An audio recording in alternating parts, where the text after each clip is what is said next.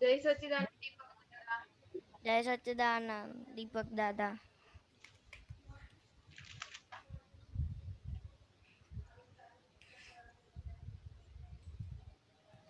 दादा 3 मंत्र बोलाओ। नमो वीतरागाय, नमो वीतरागाय, नमो अरिहंताणम, नमो अरिहंतम, नमो सिद्धाणम, नमो सिद्धाणम, नमो आयरियाणम, नमो आयर्याणम, नमो वज्रायाणम, नमो वज्रायाणम, नमो लोये सव्व साहुणम, नमो लोये सव्व साहुणम, ऐसो पंचन मुक्कारो, ऐसो पंचन मुक्कारो, तव्व पावक्कणसणो, तव पावकनाशनो, मंगलाणं च सर्वेषां, मंगलाणं च सर्वेषां, परमं हवै मंगलम्। वै मंगलम्। ओम नमो भगवते वासुदेवाय, ओम नमो भगवते वासुदेवाय, ओम नमः शिवाय। ओम नमः शिवाय। जय सच्चिदानंद, जय सच्चिदानंद, जय सच्चिदानंद दीपक दादा। जय सच्चिदानंद। आज हिंदी में बोलने का है तो वत्सल भाई आप हिंदी में प्रार्थना कीजिए। जय सच्चिदानंद। हे दादा भगवान, आप मुझे ऐसी शक्तियाँ प्रदान कीजिए कि मैं अपनी हेल्थ को कॉम्प्रोमाइज नहीं करूं, ताकि मेरा शरीर रूपी साधन मेरे ध्येय को यानी कि बढ़ाई में और सत्संग में हमेशा सहायक बने। मैं बढ़ाई में बिल्कुल सिंसियर रहूंगा। मैं बुरी सोहबत और कुसंग से हमेशा दूर रहूंगा, और कुछ भी हो मेरा सत्संग कभी भी न चूके। आप ऐसी परम कृपा करिए। प्राप्त मन वचन काया का योग और अपनी आत्मा का उपयोग जीव मात्र के परोपकार यानी कि सेवा करने में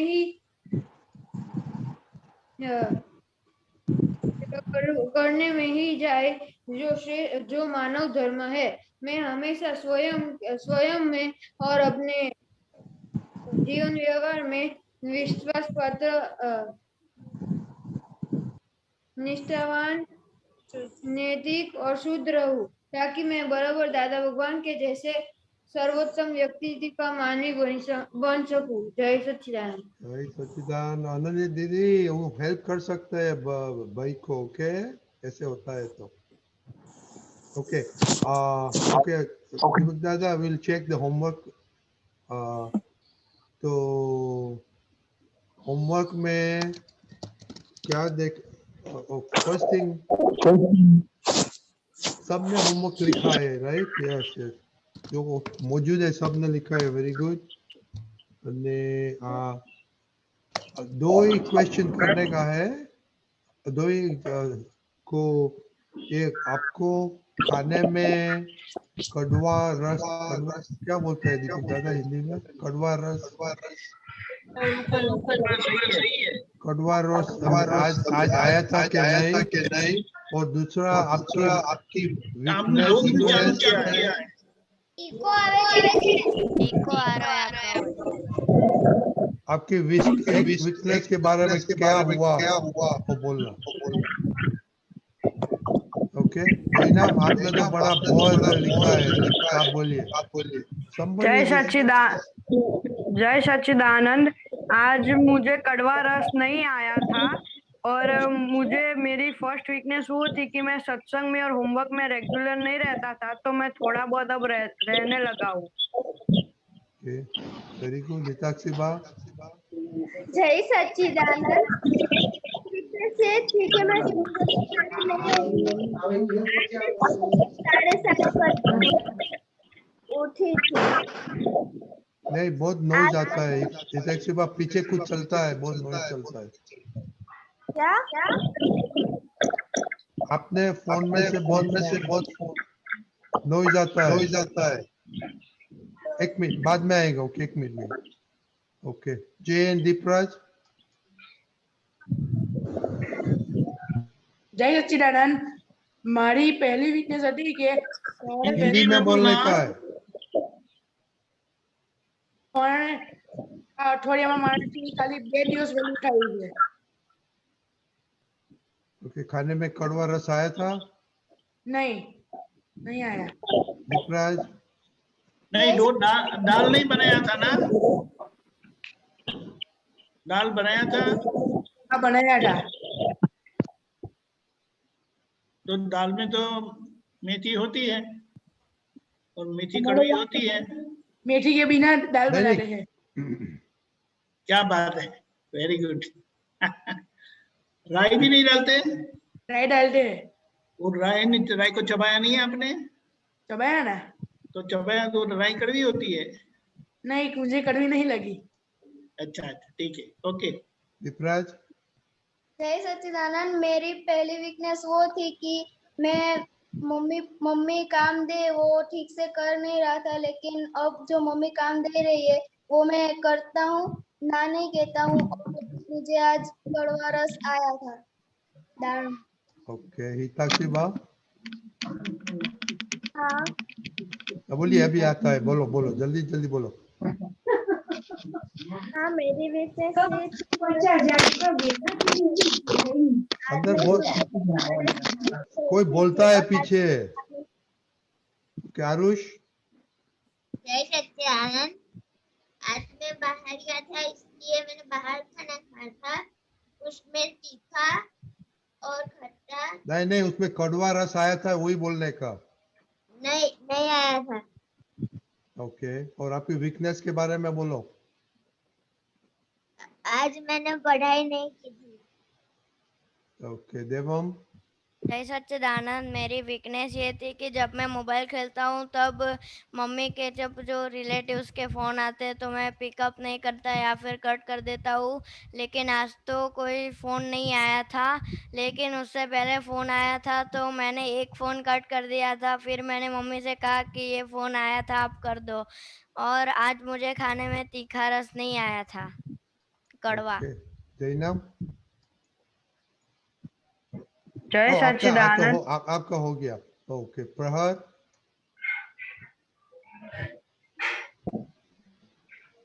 प्रहर जोर से बोलिए।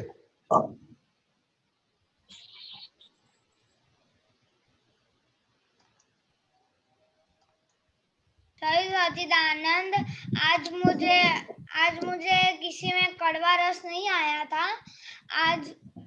आज मुझे दाल में खट्टा रस आया था। फिर मैंगो में मीठा। खाली खट्टा, एक कड़वा की बोलने का, दूसरा कुछ नहीं बोलने का। जो आज मुझे कड़वा नहीं आया था। तो वीकनेस बुक को बोलो। आज मुझे कड़वा रस नहीं आया था। ओके, अनन्या दीदी? जय सच्चिदानंद आज मुझे खाने में कड़वा रस नहीं आया था, और मेरी वीकनेस ये है कि मैं बड़ों को मान देती हूँ पर अपने से छोटे को मान नहीं देती, तो मुझे वो इम्प्रूव करना है। Very good. बत्तल भाई? जय सच्चिदानंद आज मुझे खाने में कड़वा स्वाद नहीं आया था। मेरी गलती ये थी कि मैं दूसरे पे गुस्से हो जाता था, लेकिन 2-3 दिनों से मैं गुस्सा नहीं हो रहा हूँ। मैंने ये भी बनाया रजनी दादा। ओह वेरी गुड, बहुत अच्छा, बहुत बढ़िया। तो आप आज दाल नहीं खाई थी? ओके, विधि दीदी? जय सच्चिदानंद आज मेरे खाने में कड़वा रस आया था और मम्मी ने दाल बनाई थी, उसमें सूखी मेथी आ गई थी और मैंने वो खा ली थी। और मेरी बहुत आवाज आता है आपने में से। जय सच्चिदानंद अब आ रही आवाज? हाँ आज मेरे खाने में कड़वा रस आया था। मम्मी ने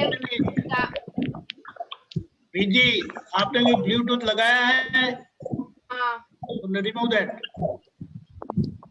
जय सच्चिदानंद। हेलो जय सच्चिदानंद आज मम्मी ने नॉइज इज कमिंग। नेमिल के घर से आ रहा है। ओके, बोलिए। जय सच्चिदानंद।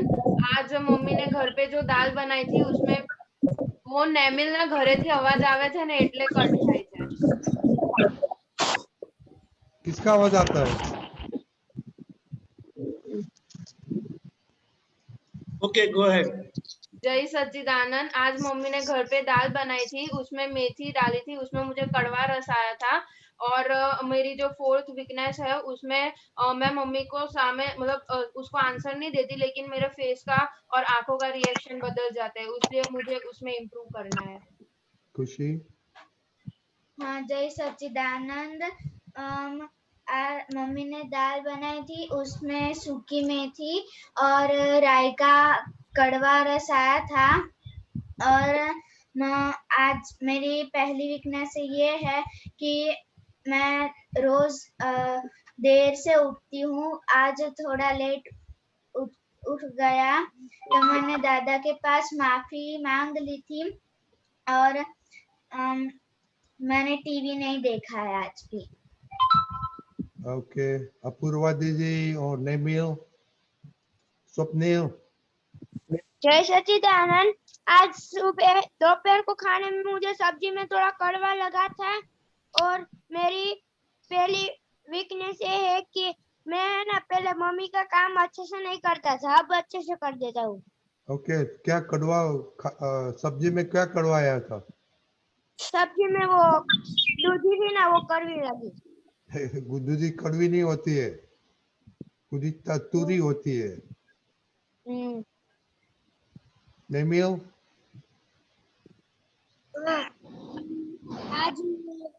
आज मेरे को खाने में कड़वा रस नहीं आया था। और मेरी पहली वीकनेस ये है कि मैं जल्दी नहीं उठ पाता, लेकिन आज मैं थोड़ा जल्दी उठ जाता हूँ। ओके, स्वप्निल, आपने रिपोर्ट नहीं भेजा। जय दीपराज, आपके रिपोर्ट नहीं भेजा। सम्यक किधर गए? सम्यक?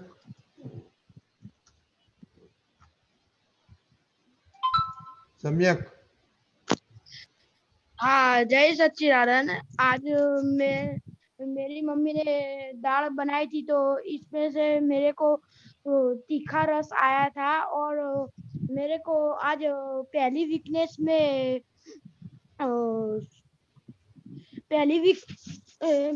वीकनेस में 100% इम्प्रूवमेंट है मेरा। तो उसकी बात नहीं करने का, जो वीकनेस में है उसकी बात करो। हाँ, तो मेरी तीसरी वीकनेस है वो एडजस्टमेंट की। तो इसमें आज मैंने सब में एडजस्टमेंट लिया था। अच्छा यार, तेरे को तो एडजस्टमेंट भी करने का है। और आप होमवर्क क्यों नहीं लिखते?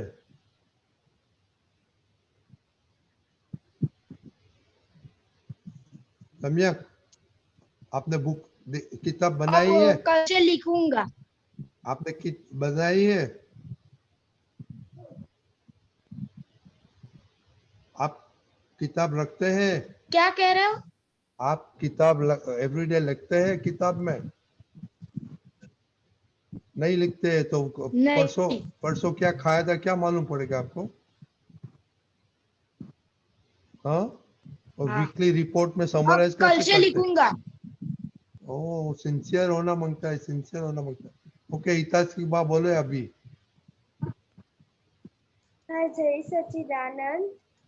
मेरी वीकनेस वो थी कि मुझे सुबह मैं जल्दी नहीं उठती हूँ। आज मैं सुबह 7:30 बजे उठती थी। और आज मुझे खाने में कड़वा रस नहीं आया था। और फिर मैंने है ना गिलोय का उकाड़ा पिया था। ओके, ये हेड पटेल कौन है? Head Patel? Head Patel, yes. आप किधर से है? आज मेरा पहला दिन है। आज लोग मालूम है कि आप किधर से है? रजनी दादा से हूँ। एक मिनट, ये हेड की बात चलता है। हेड, आप किधर से है? मैं कामरेज से हूँ। वितराग में रहता है। अच्छा अच्छा, ओके ओके, तो उसका फोन नंबर भेजिए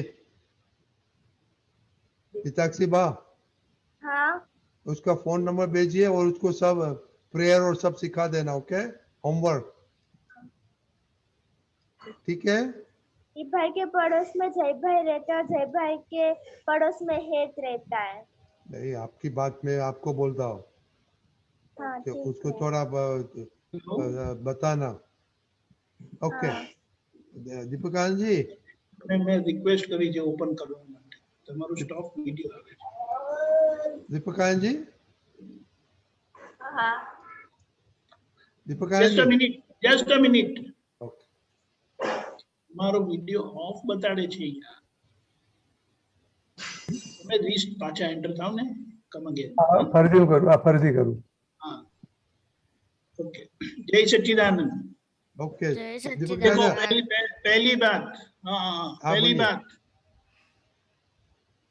बोलिए बोलिए। हिंदी भाषा महत्व की है कि नहीं? है, क्यों? हमारी राजभाषा है। राजभाषा की राष्ट्रभाषा है? राष्ट्रभाषा। राष्ट्रभाषा। आप हिंदी भाषा बोलते बोलते बहुत सारी गड़बड़ करते कि नहीं करते? हाँ, कभी कभी। स्कूल में सब्जेक्ट है आपका हिंदी वाला? है। सभी को है? हाँ, हाँ। लेकिन अच्छा नहीं लगता है। पहले अच्छा नहीं लगता था। तो ऐसा बोलो मत, जो बोला है सच्ची बोलो, सच सच बोलो। दादा मुझे हिंदी पसंद है। हाँ, तो जब उसमें ज्यादा होमवर्क होता है देखो, तब नहीं पता। मदर टंग यानी मातृभाषा आनी चाहिए, राष्ट्रभाषा आनी चाहिए, इंटरनेशनल भाषा आनी चाहिए। मुझे हिंदी बोलना अच्छा लगता। आप अपना ज्ञान किसी को भी बोल नहीं पाएंगे, समझा नहीं पाएंगे, आप खुद व्यक्त नहीं कर पाएंगे। पहली बात ये है। दूसरी बात, खाने के बारे में, आज आपने जो जो खाया, जब भी खाया, तो आपको मम्मी से पूछकर लिखना है कि उसमें क्या क्या डाला था और वो सभी का क्या, और उसमें क्या क्या डाला था, वो सभी का टेस्ट क्या है, वो आप समझ लो। और जब आप खाते हैं वो, तो क्या वो टेस्ट आपने महसूस किया? मेथी कड़वी है इसीलिए वो कड़वा करके बोलते हैं, लेकिन हमें ये महसूस करना है, अनुभव करना है, वो महत्व का है। आपने मम्मी से जाना कि मेथी डाली है, लेकिन आपको वो कड़वा रस को पहचानना है। आप समझे? हाँ। महत्व उसका है। आपने जाना मम्मी से, लेकिन यहाँ जीभ में टेस्ट आया कि नहीं, वो हमें एक्सपेरिमेंट करना है। हाँ। हाँ। आप तो बोल देंगे कि हाँ कड़वा था, लेकिन आपने क्या वो कड़वाहट महसूस की?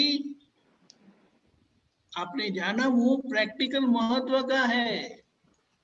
तो आप कभी भी फिर एक दिन ऐसा करना कि आपको मम्मी से पूछना नहीं है और सब टेस्ट करके बताना। हाँ। आज इसमें राई में दिखाई देगा, राई भी देगा, वो खाओ भी, कड़वाहट भी समझ में आएगी, फिर ये मीठा भी है, खारा भी है, वो सब बताना, तो ये पक्का हो जाएगा। और ये ट्रेनिंग आपको इतनी अच्छी रहेगी, क्योंकि खाने में जो आत्मा का जानने का स्वभाव खुला होता है, वो बहुत महत्व का है। और अगर ये, क्योंकि दिन में 3 बार तो खाते ही है मिनिमम, और बच्चे ज्यादा टाइम बीच बीच में कुछ खाने को चाहिए,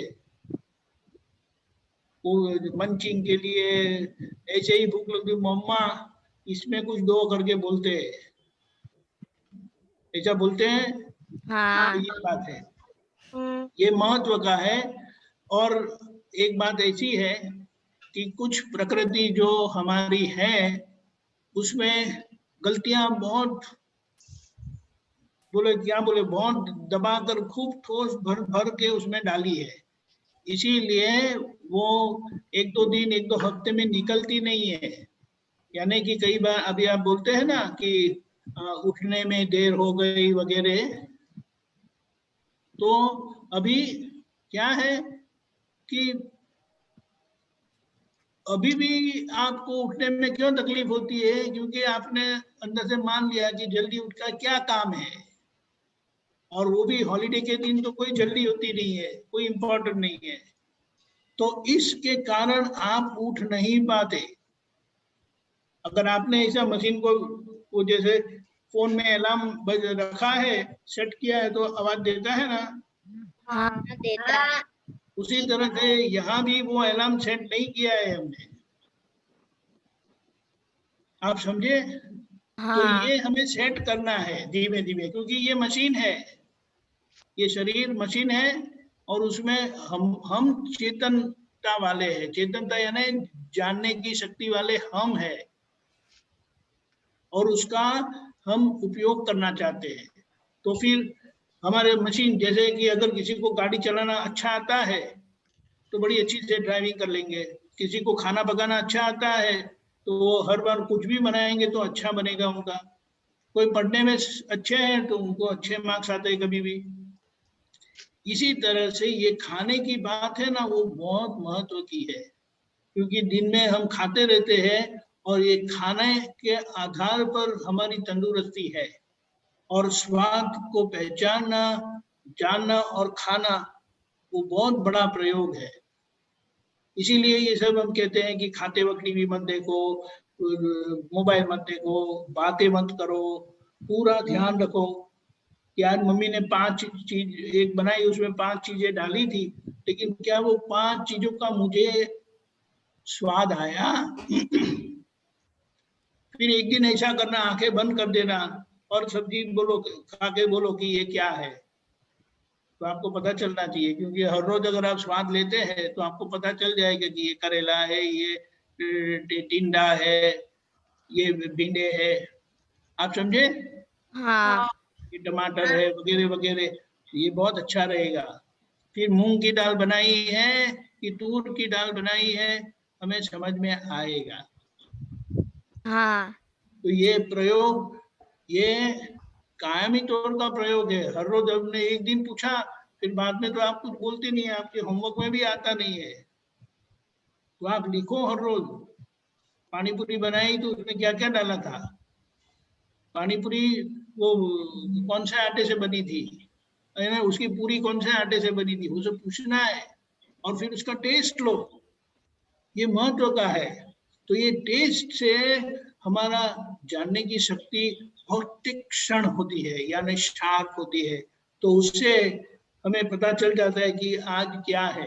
आज इतनी परिस्थिति गंभीर है, हम बताना चाहते हैं, उसमें हम सब लोग आगे, कुछ ही लोग ऐसे हैं जो अगर खाना बिगड़ गया है ना तो उनको पता चलता है, वरना आज हमें ये भी पता नहीं चलता है कि खाना बिगड़ गया है, यानी वो पॉइजन हो गया है, और हम अच्छे से खा लेते हैं और फिर बीमार होते हैं। एक बड़ा महत्व का एक उदाहरण देता हूं। अपने एक महात्मा, बुजुर्ग महात्मा, वो सेमिनार में गए थे। अभी सेमिनार में तो सब लोग आते हैं, वो बाहर की बात है, अमेरिका में गए थे, तो वहां सब खाना खाया, और खाना खाने के बाद बाथरूम में हाथ धोने के लिए जाते हैं। हाथ धोने गए तो एक भाई साहब दूसरे से बात कर रहे थे कि वो मटन वाला समोसा है ना, बड़ा अच्छा था, क्या टेस्टी था। तो ये महात्मा सुन लिए, उन्होंने कहा क्या बात करते हैं, उसमें मटन नहीं था। अरे क्या बात करते, नीचे लिखा था। क्या बताया? नीचे लिखा था। देखो हम कितने अजागृत हैं कि नीचे लिखा हुआ भी पढ़े नहीं।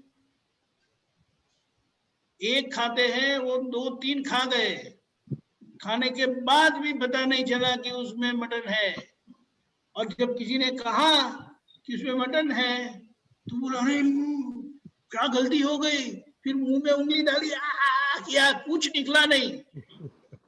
फिर बोले मैंने बहुत प्रतिक्रमण किए। आप समझे? हाँ। उसकी जो सुगंध आती है ना, सुगंध से पता चलता है कि उसमें कुछ है जो नॉर्मल नहीं है। हाँ। ये लिखा होता है, वो भी लिखा नहीं। अगर लिखा है तो भी हमें पूछ लेना चाहिए। लिखा है तो क्लियर ही होता है, लेकिन फिर भी अगर कुछ लिखा नहीं है तो पूछ लो। पूछने में क्या शर्म है? नहीं है। बोलो। क्योंकि बाहर जाते हैं तो अगर आइसक्रीम लेते हैं ना, तो 99% सभी आइसक्रीम में अंडे डाले हुए होते हैं। 99%।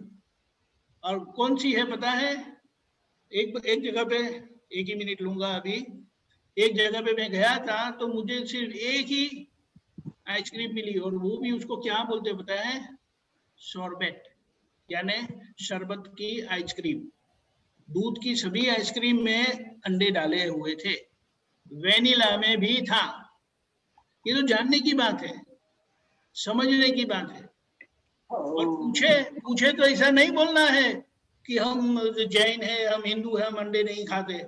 वो मुझे अंडे से बहुत एलर्जी होती है, उसको झूठ नहीं बोलते, क्योंकि हमारे बोलने से किसी को दुख भी नहीं होना चाहिए। तो वो क्या बोलता, अरे एलर्जी है, नहीं खाना, ये आपके लिए है ही नहीं, ये आपके लिए है। आप समझे? हाँ। अब मैं राणा जी, आपकी वीडियो ऑन नहीं हो रही है, पता नहीं कुछ प्रॉब्लम है। अरे एक मिनट, आस्क टू स्टार्ट। अब चालू करिए।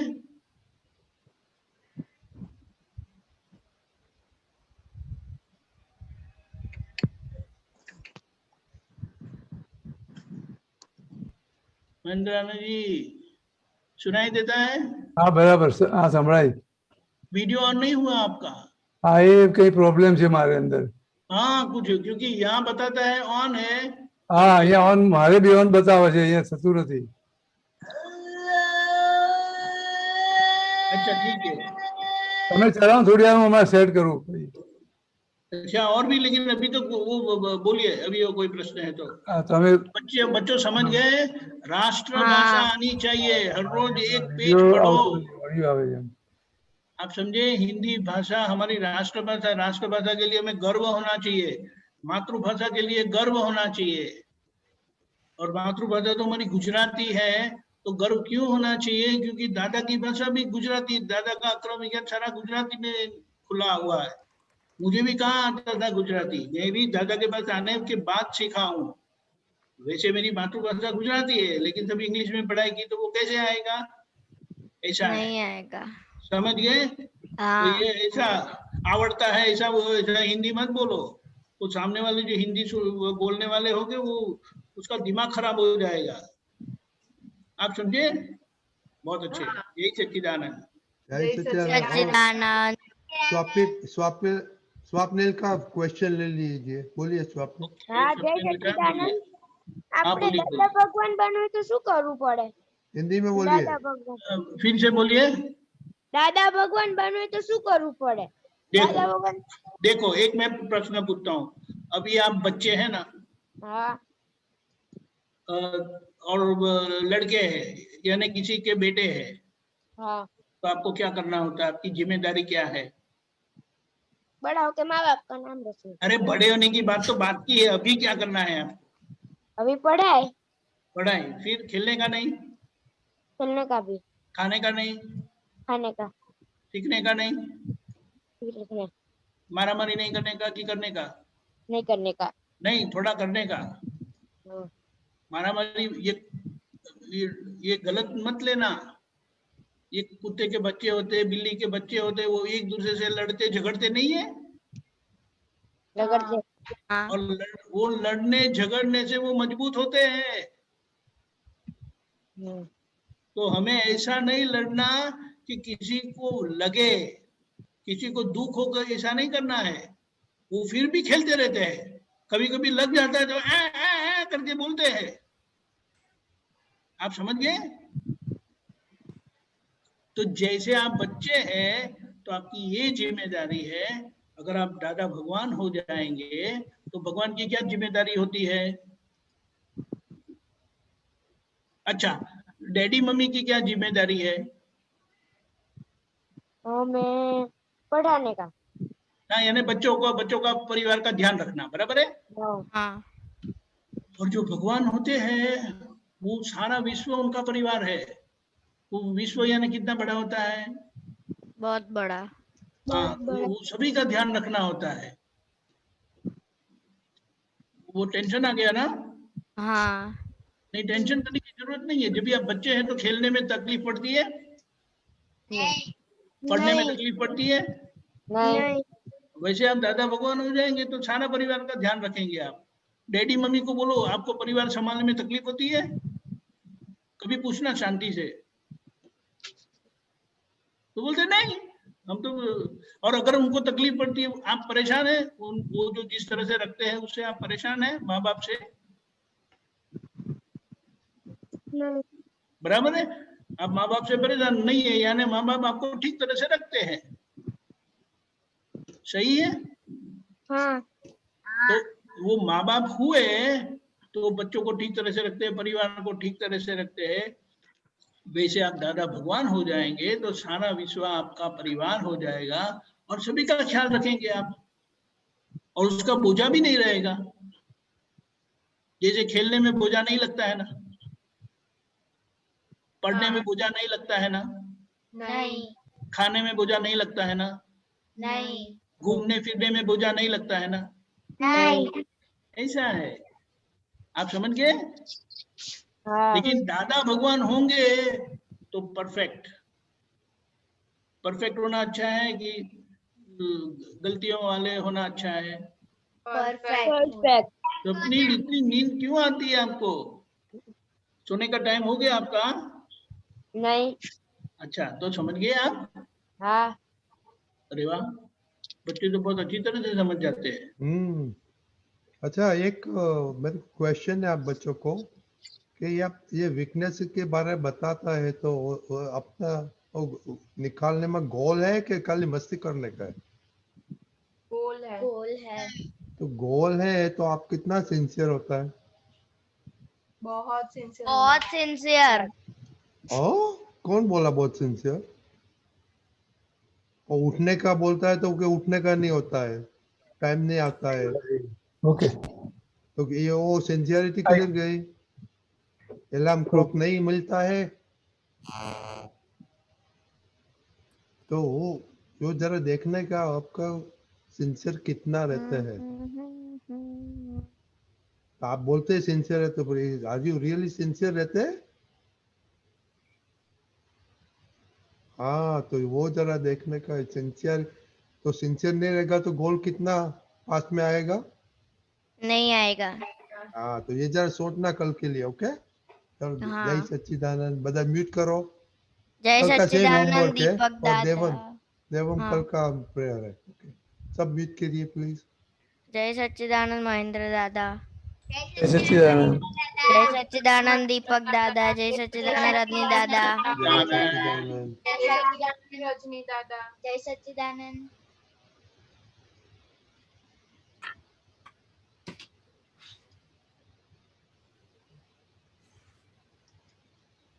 ओके अम्मा, जय जय सच्चिदानंद महेंद्र आनंद जी। जय सच्चिदानंद।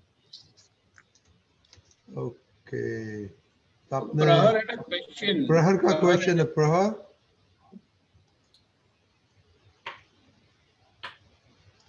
प्रहर बोलिए। प्रहर, अगर अगर हम अगर हम अपनी भूल को छुपाते हैं तो उसका परिणाम क्या आता है? महेंद्र जी सुनाई दिया? हाँ, તમે જ બતાવી દો। ना नहीं, आप बोलिए ना। अभी ये तो अभी अलग है ना। हाँ, अभी अच्छा, हम टेक ओवर। क्या फिर से पूछिए तो? हम कुछ किसी से छुपाते हैं तो हाँ, हम अपने से अपने अंदर के दादा भगवान को छेतरते, वैसा कहते तो उसका परिणाम क्या आता है?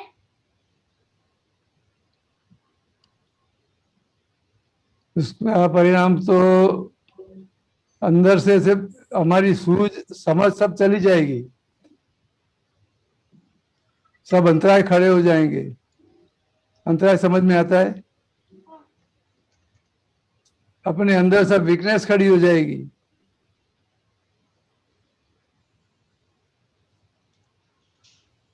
समझो कि भी आप छुपाते हो तो अंदर तो कुछ ना कुछ गड़बड़ तो चलेगा कि नहीं? कि मैंने छुपाया है, ऐसा किया है, ऐसा ऐसा अंदर तो रहेगा कि नहीं? तो समझो भी अच्छी तरह से आपको पढ़ाई करनी है तो पढ़ाई में तुम्हारा ध्यान लगेगा? हाँ, तो ये नुकसान होएगा कि नहीं? और समझो भी आपने बोल दिया जो भी ऐसा है तो आप फ्री हो जाओगे कि नहीं? तो अच्छी तरह से पढ़ाई हो सकेगी कि नहीं? समझो અત્યારે आपकी लाइफ में पढ़ने का मेन है। समझ में आया आपको? क्या बोलते हैं?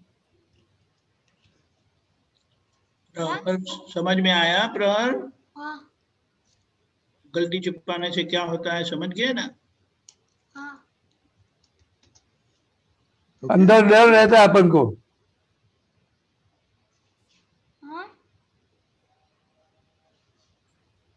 डर रहता है, डर रहता है, डर लगता है सबको।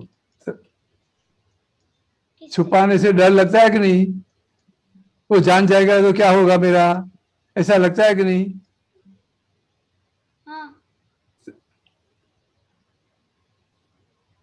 तो ये जो तुम्हारा ऐसा रहेगा तो फिर वो पढ़ने देगा आपको अच्छी तरह से? नहीं। तो रिजल्ट खराब हो जाएगा कि नहीं? तो रिजल्ट अच्छा लाना है कि बिगड़ना है? हाँ, बिगाड़ना है कि अच्छा लाना है? प्रहर बोलिए। नजदीक आके बोलिए, आपकी आवाज नहीं आती है। प्रहर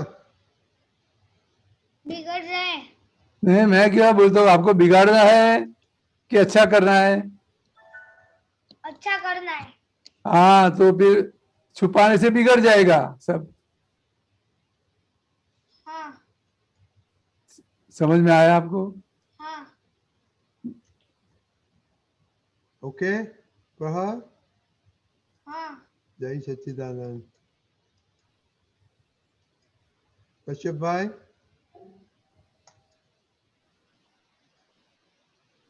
और जय सच्चिदानंद। महेंद्रानंद जी जय सच्चिदानंद। जय सच्चिदानंद, जय सच्चिदानंद। जय सच्चिदानंद। दीपक आनंद जी जय सच्चिदानंद। हाँ, ये पद निकालिए। घना प्रकारे रमनता पुद्गल CD 77।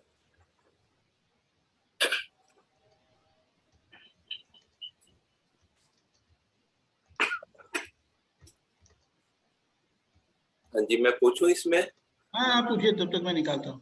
हाँ, इसमें 4th पैराग्राफ में लिखा है, फोका डिस्चार्ज रूप जाम थैला भाव तेने ओलखी काटवा पराक्रमी थई जाओ। तो ये बताइए, पराक्रम और पुरुषार्थ में क्या अंतर होता है?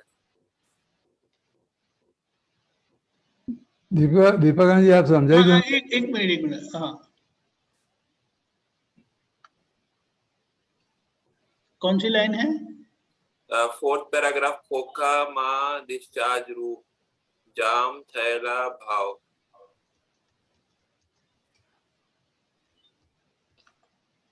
हाँ, ये खोखा डिस्चार्ज।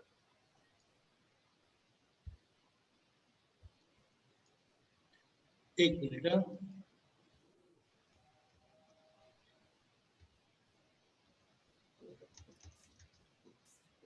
हाँ, अब बताएं। खोखामा यानी अपने शरीर में।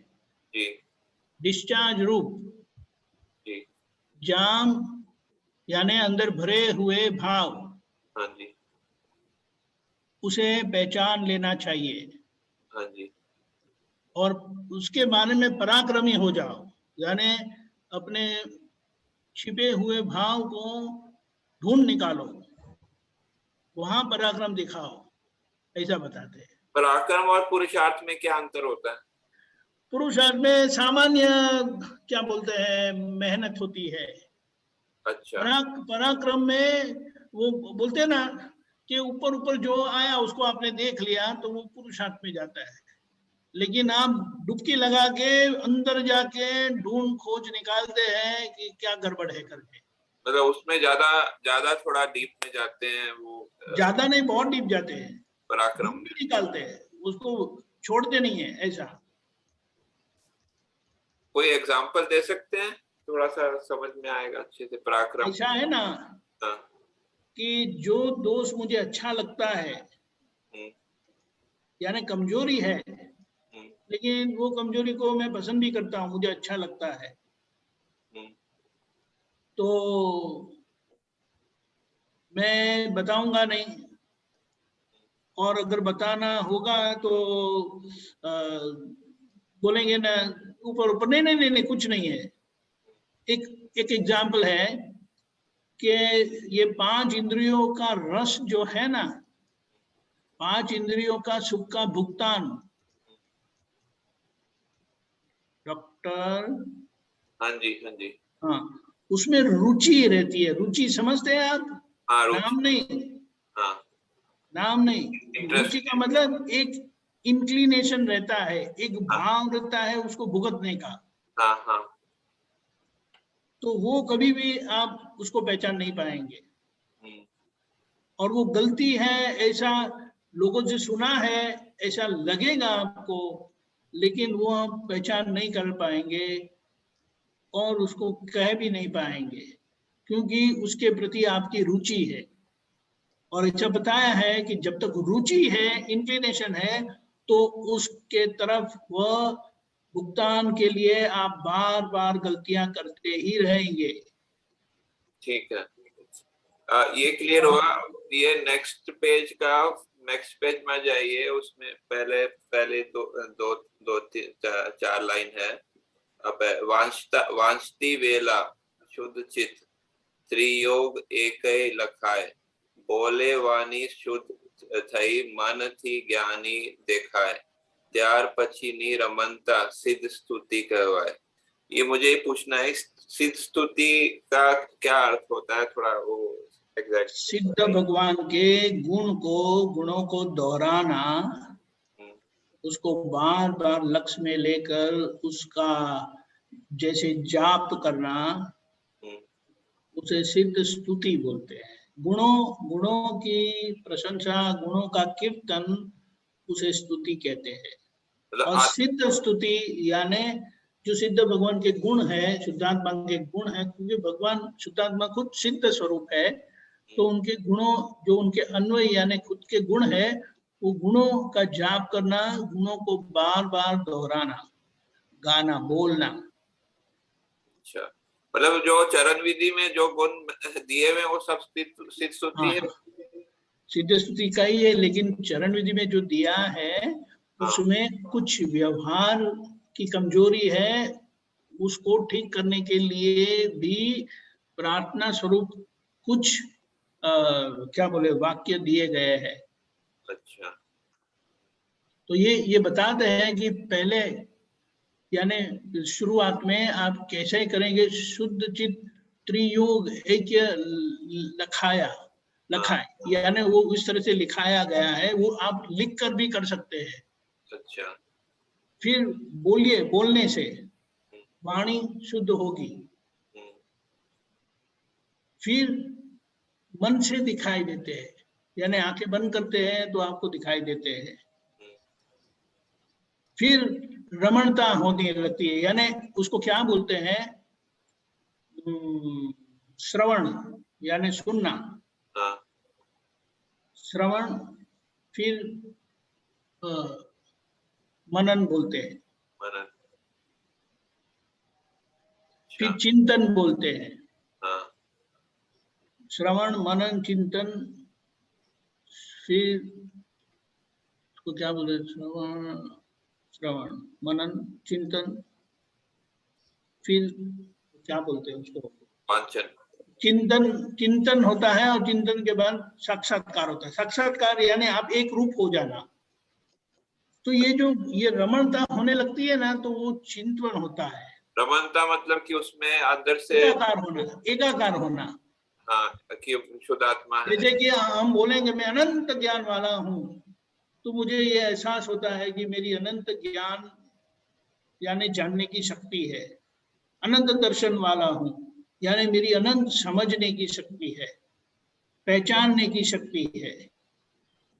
अनंत सुख का धाम हूँ, तो अनंत सुख यानी किसी भी प्रकार का दुख मुझे छू नहीं सकता, ऐसा अनंत सुख वाला हूँ, ऐसा अंदर आप महसूस करते हैं। आप समझे? अनंत दर्शन, अनंत सुख, नित्य नित्य वधि उभरा, यानी ये करने से ये अंदर से आप फुवारे जैसे उड़ेंगे, ये गुणों के। हाँ हाँ, समझ गए। ठीक है, बरोबर। धन्यवाद। जय सच्चिदानंद। जय सच्चिदानंद। कृष्णा। जय सच्चिदानंद महेंद्रानंद जी। जय सच्चिदानंद, जय सच्चिदानंद, जय सच्चिदानंद। जैसा चिंतवन करते वैसे आत्मा हो जाता है। हाँ। तो ये है कि आत्मा तो शुद्ध है, तो चिंतवन कौन करता है? એટલે આપણે જે બધા વિચારો આવે ને શું महेंद्रानंद जी आज हिंदी का सत्संग हिंदी का है? अच्छा अच्छा, ओके ओके ओके ओके। जो विचार आते हैं कि नहीं, आते हैं, तो फिर अंदर पूरा इंटरेस्ट अंदर इन्वॉल्व हो जाते हैं इसमें। हाँ, इन्वॉल्व हो जाते हैं। तो ये उसको चिंतन बोला जाता है।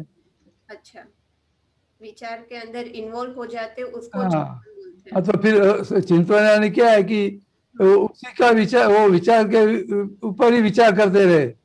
अच्छा, राइट। समझो कि भी सत्संग सुना, कुछ बात बोली, अभी घर आके उसके ऊपर विचार करते हैं कि नहीं? हाँ, करते हैं। क्या उसके उसमें समझने के लिए ट्राई करते हैं कि नहीं? हाँ, करते हैं। तो ये चिंतन हुआ कि नहीं? हाँ, वो चिंतवन हुआ। हाँ, समझ में आया। चिंतवन करता कौन है?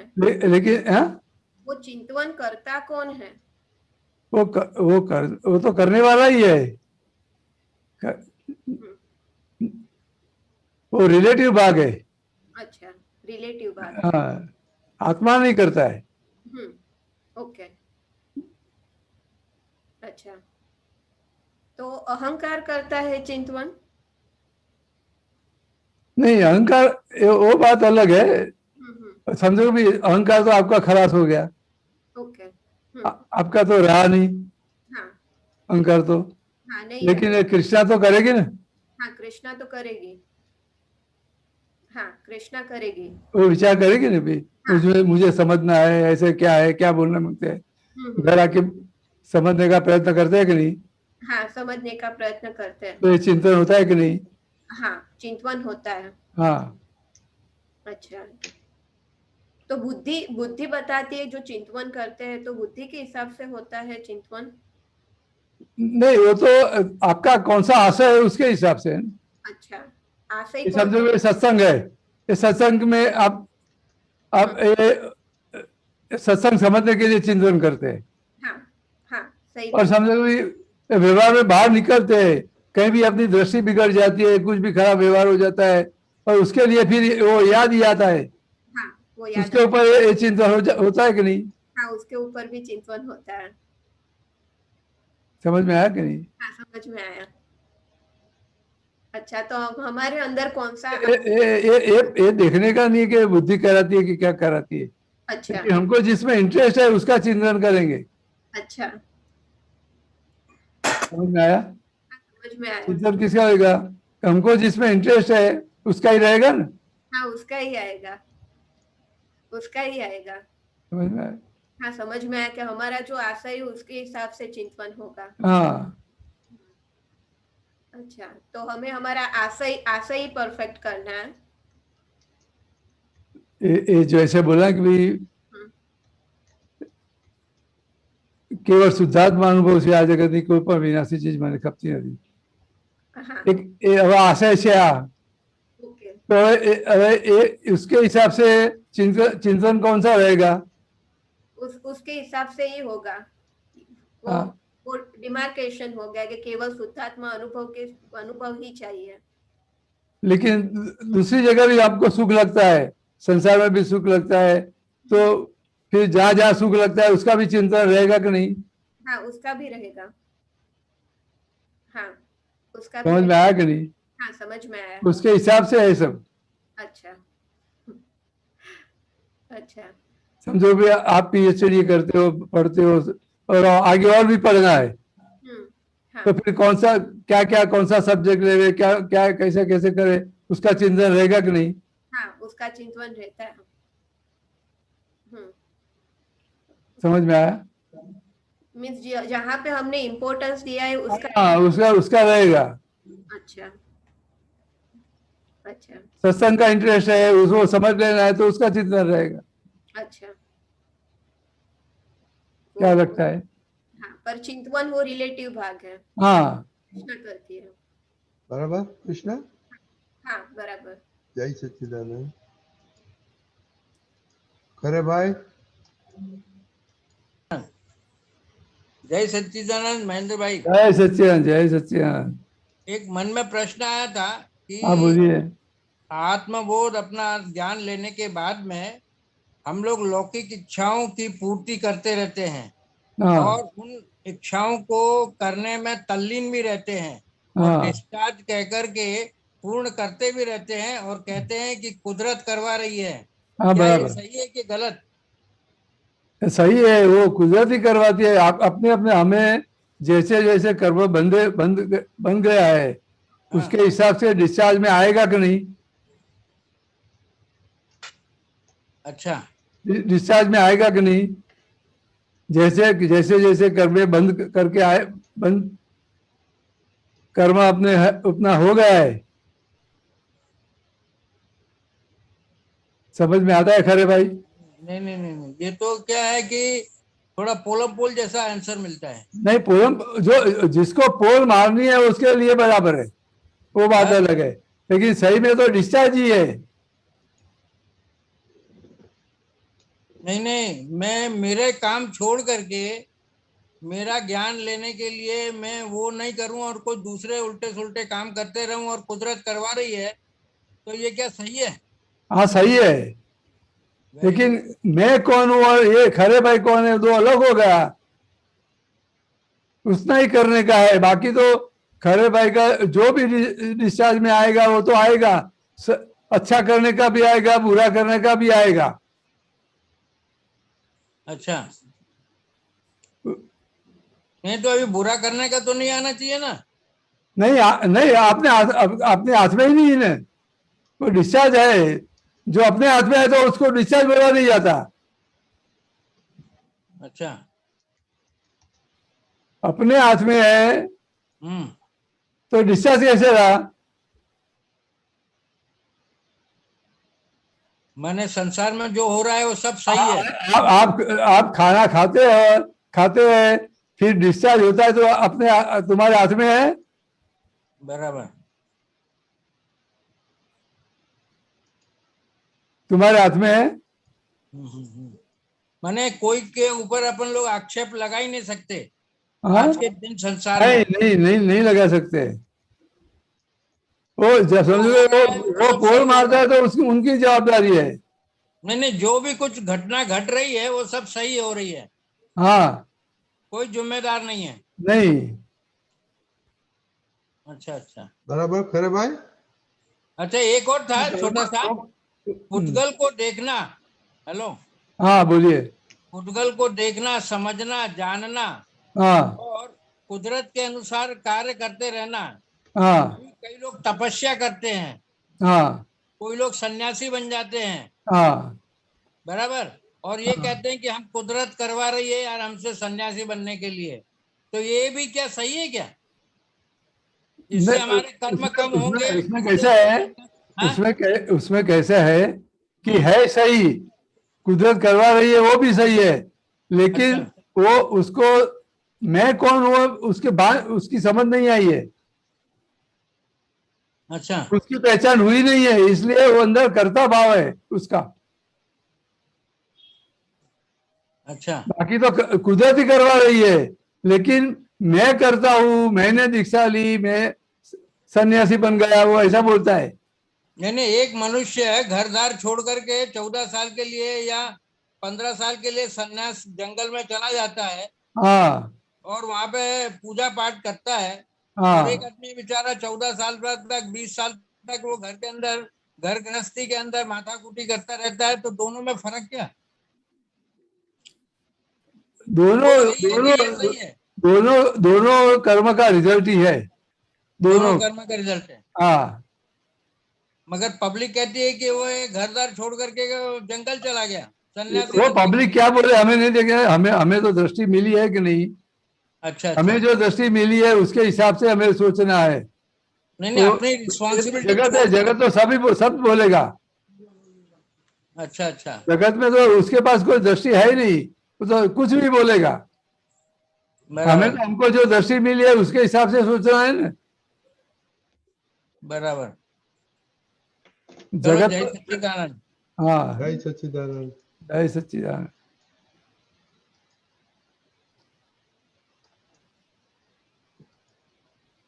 हेमूबेन, हेमूबेन बोलिए।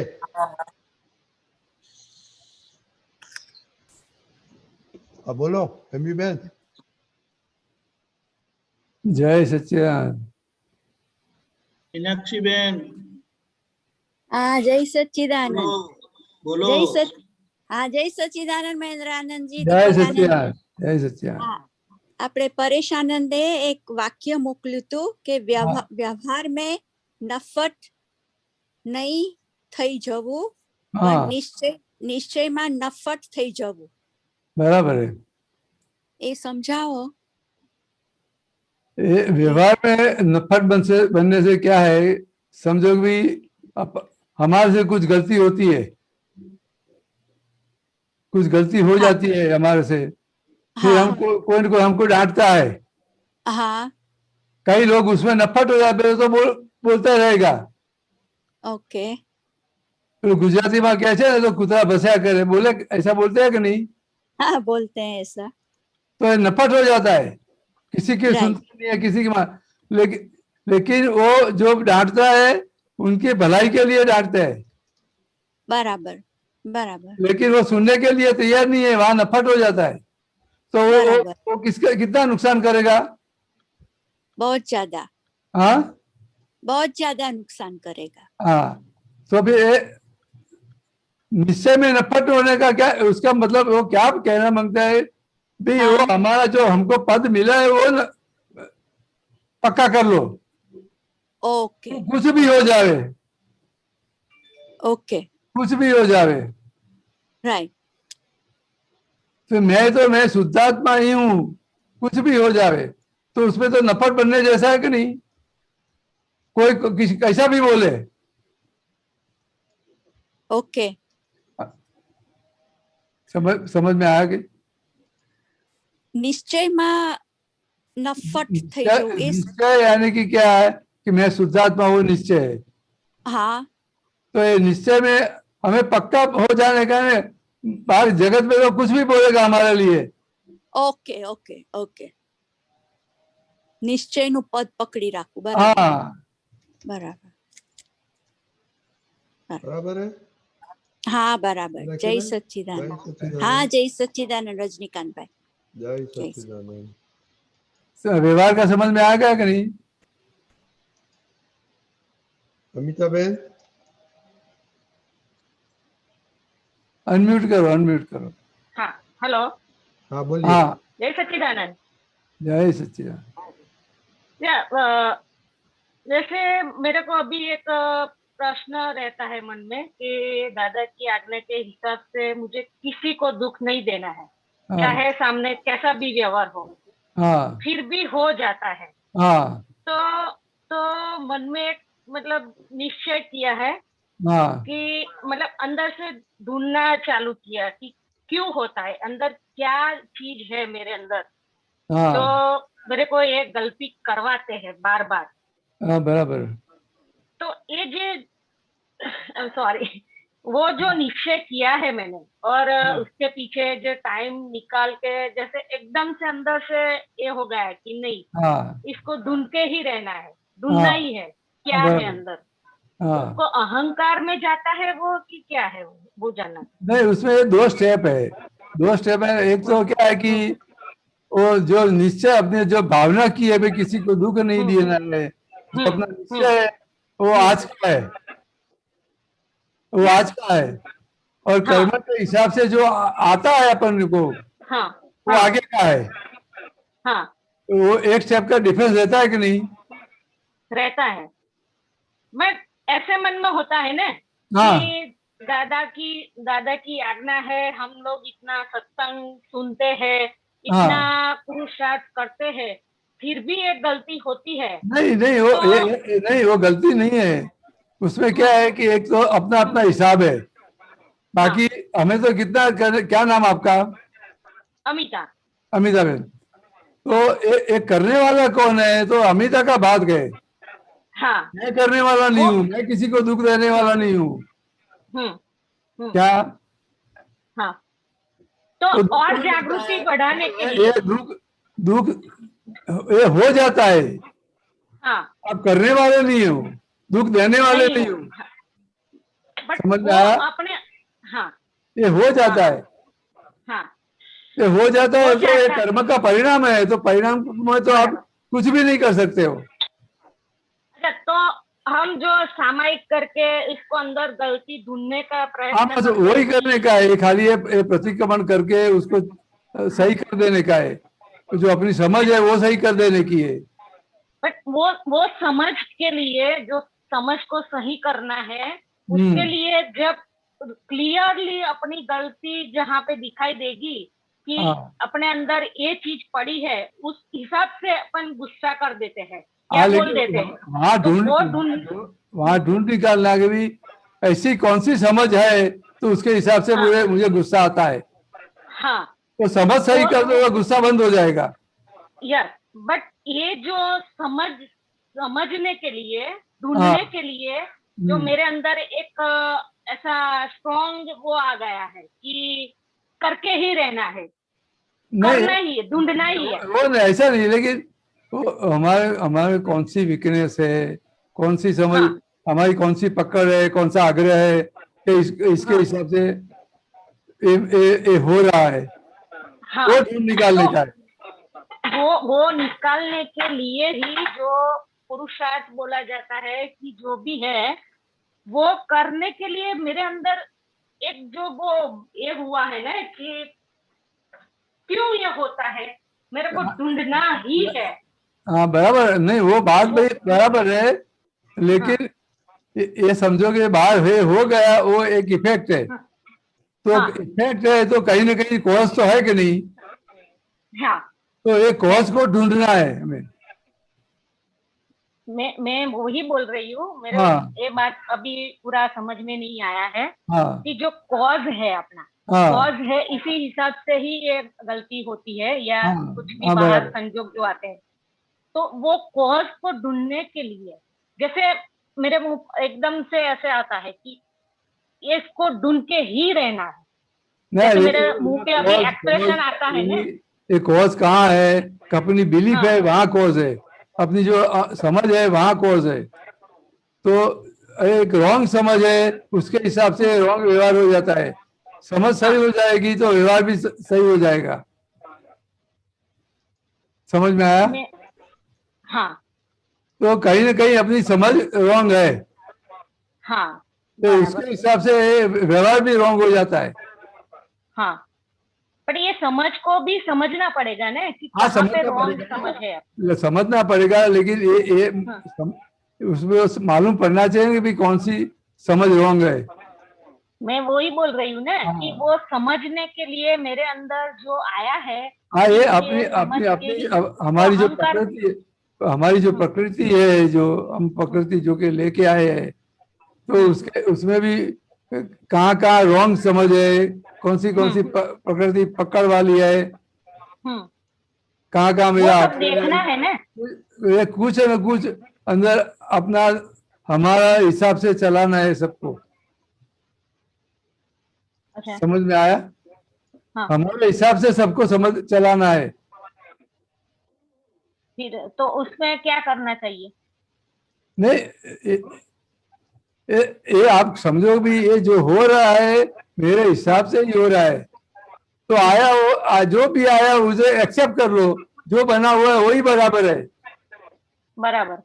आप समझो भी आपकी जो प्रकृति है उसके हिसाब से आप देखो कि कौन सी जगह पे गुस्सा आता है, हाँ क्या क्या बनने से गुस्सा आता है, तो मालूम बराबर। पड़ेगा कि भी हाँ कि मेरी ये प्रकृति ऐसी है ना, ये ऐसा होता है तो मुझे गुस्सा आ जाता है। हाँ तो वहां जो कुछ भी अपना आग्रह है, हमारे हिसाब से सबको चलाना है, तो सब मालूम पड़ेगा कि नहीं? हाँ जहां तक तुम्हारे हिसाब से होता है वहां तक तो आपको गुस्सा नहीं आता है। उस वक्त आता है? नहीं। समझो कि भी गुस्सा आपने तो मैं क्या बोलता हूँ, आपने किसी को काम बताया भी, मैं अभी बाहर जाती हूँ, वो शाम को ये काम कर देने का है, और शाम को आओ तो ये काम हो रहा ही नहीं है, तो तुरंत गुस्सा आएगा कि नहीं? ऐसे नहीं है। मैं एक खाली उदाहरण के लिए बताता हूँ, तो ये गुस्सा आएगा कि नहीं? आएगा। लेकिन समझो भी आपकी समझ में ऐसा है भी, कुछ न कुछ ऐसा बना है उसके हिसाब से काम हुआ नहीं है, तो हम पहले इंक्वायरी करें भी क्या हुआ था, ये क्या काम क्यों नहीं हुआ है, ये तपास करनी चाहिए कि नहीं? वही तपास कर रही हूँ ना। वो तपास नहीं करते, सीधे डांटने का ही चालू हो जाता है। हाँ वो जो हो जाता है ना, वो सोचते नहीं है। वो जो हो जाता है, हाँ, उसके बाद बैठ के ढूंढने लगती हूँ कि ऐसा क्या हुआ। तो ये देखने के बाद होता है ना। हाँ बाद में होता है। तो पहले ही होना चाहिए ना। वही तो बोल रही हूँ ना कि पहले होना चाहिए। हाँ, जो बाद में होता है ना, बाद में क्यों होता है? मैं क्या बोलता हूँ, वही रॉन्ग समझ है ना अपनी।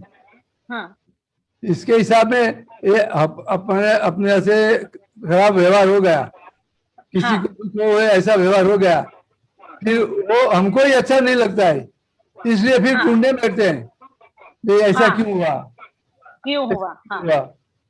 तो वो ढूंढते हैं उसको। समझ सही हो जाएगी तो ये होएगा ही नहीं आपको। बराबर। वो समझ इमीडिएट आ जाएगी तुम्हारे सामने। कैसे आएगी? जब तक हम ढूंढेंगे नहीं। ऐसे मैं बताऊं, मैं बताऊं, आप रसोई बनाते हो तो कितनी चीज होती है रसोई में बनाने, तो रोज अलग अलग चीज बनाते हैं कि नहीं? हाँ बनाते। जो भी बनाना है उसकी समझ हाजिर हो जाती है कि नहीं? नहीं समझी मैं।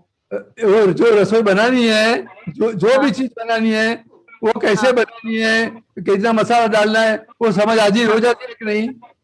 या हो जाती है। तो बनने के बाद हाजिर होती है? नहीं पहले ही हो जाती है। हाँ, तो ये समझ सही हो गई कि नहीं?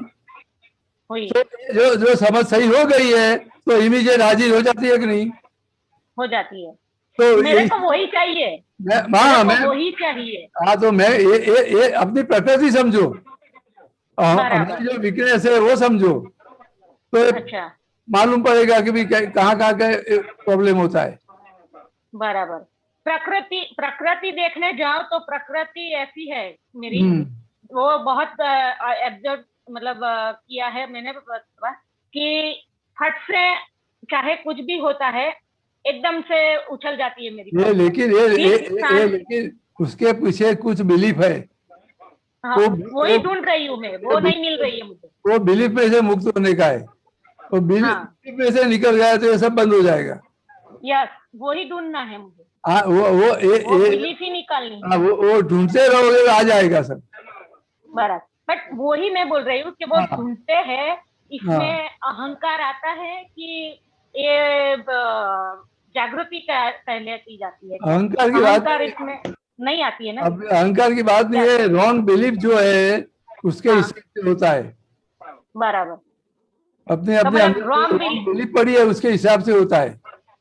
अच्छा, तो वो रॉन्ग बिलीफ को ढूंढने के लिए रॉन्ग बिलीफ में क्या है, ऐसा होना ही चाहिए, तो जो समझो भी होना चाहिए तुम्हारे हाथ में है, करने वाले के हाथ में है, नहीं है। तो कैसे होएगा? तो जो भी हुआ वो एक्सेप्ट कर लेने का। तो फिर तो ये गलतियां होती रहती है। नहीं, गलतियां नहीं होएगी, एक्सेप्ट करोगे तो गलतियां नहीं होएगी। ये गलती कहाँ है? जो एक्सेप्ट नहीं करते वहां गलती है। अच्छा, गलती कहाँ है? एक्सेप्ट नहीं, अंदर से एक्सेप्ट नहीं होता है। हाँ, वो वहां बाहर गलती होता है। है, अंदर से नहीं होता है। हाँ, समझ में, वहां गलती है।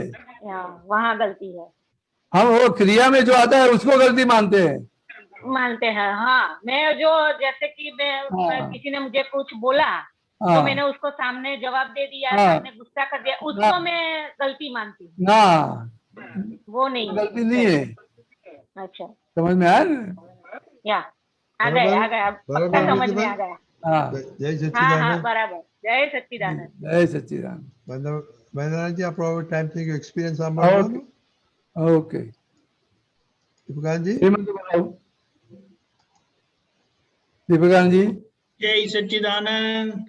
आज हमारे बीच बहुत ही पुराने बुजुर्ग महात्मा जो दादा भगवान को बहुत कम उम्र में मिले थे, पहले मिले थे, और सारे परिवार को उन्होंने दादामय करवा दिया। 8 भाई और 1 बहन है उनको। पधारिए राजेंद्र भाई। जय सच्चिदानंद।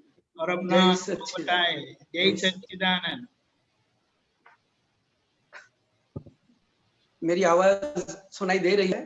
अरे बिल्कुल सुनाई दे रही है, क्लियर एंड लाउड।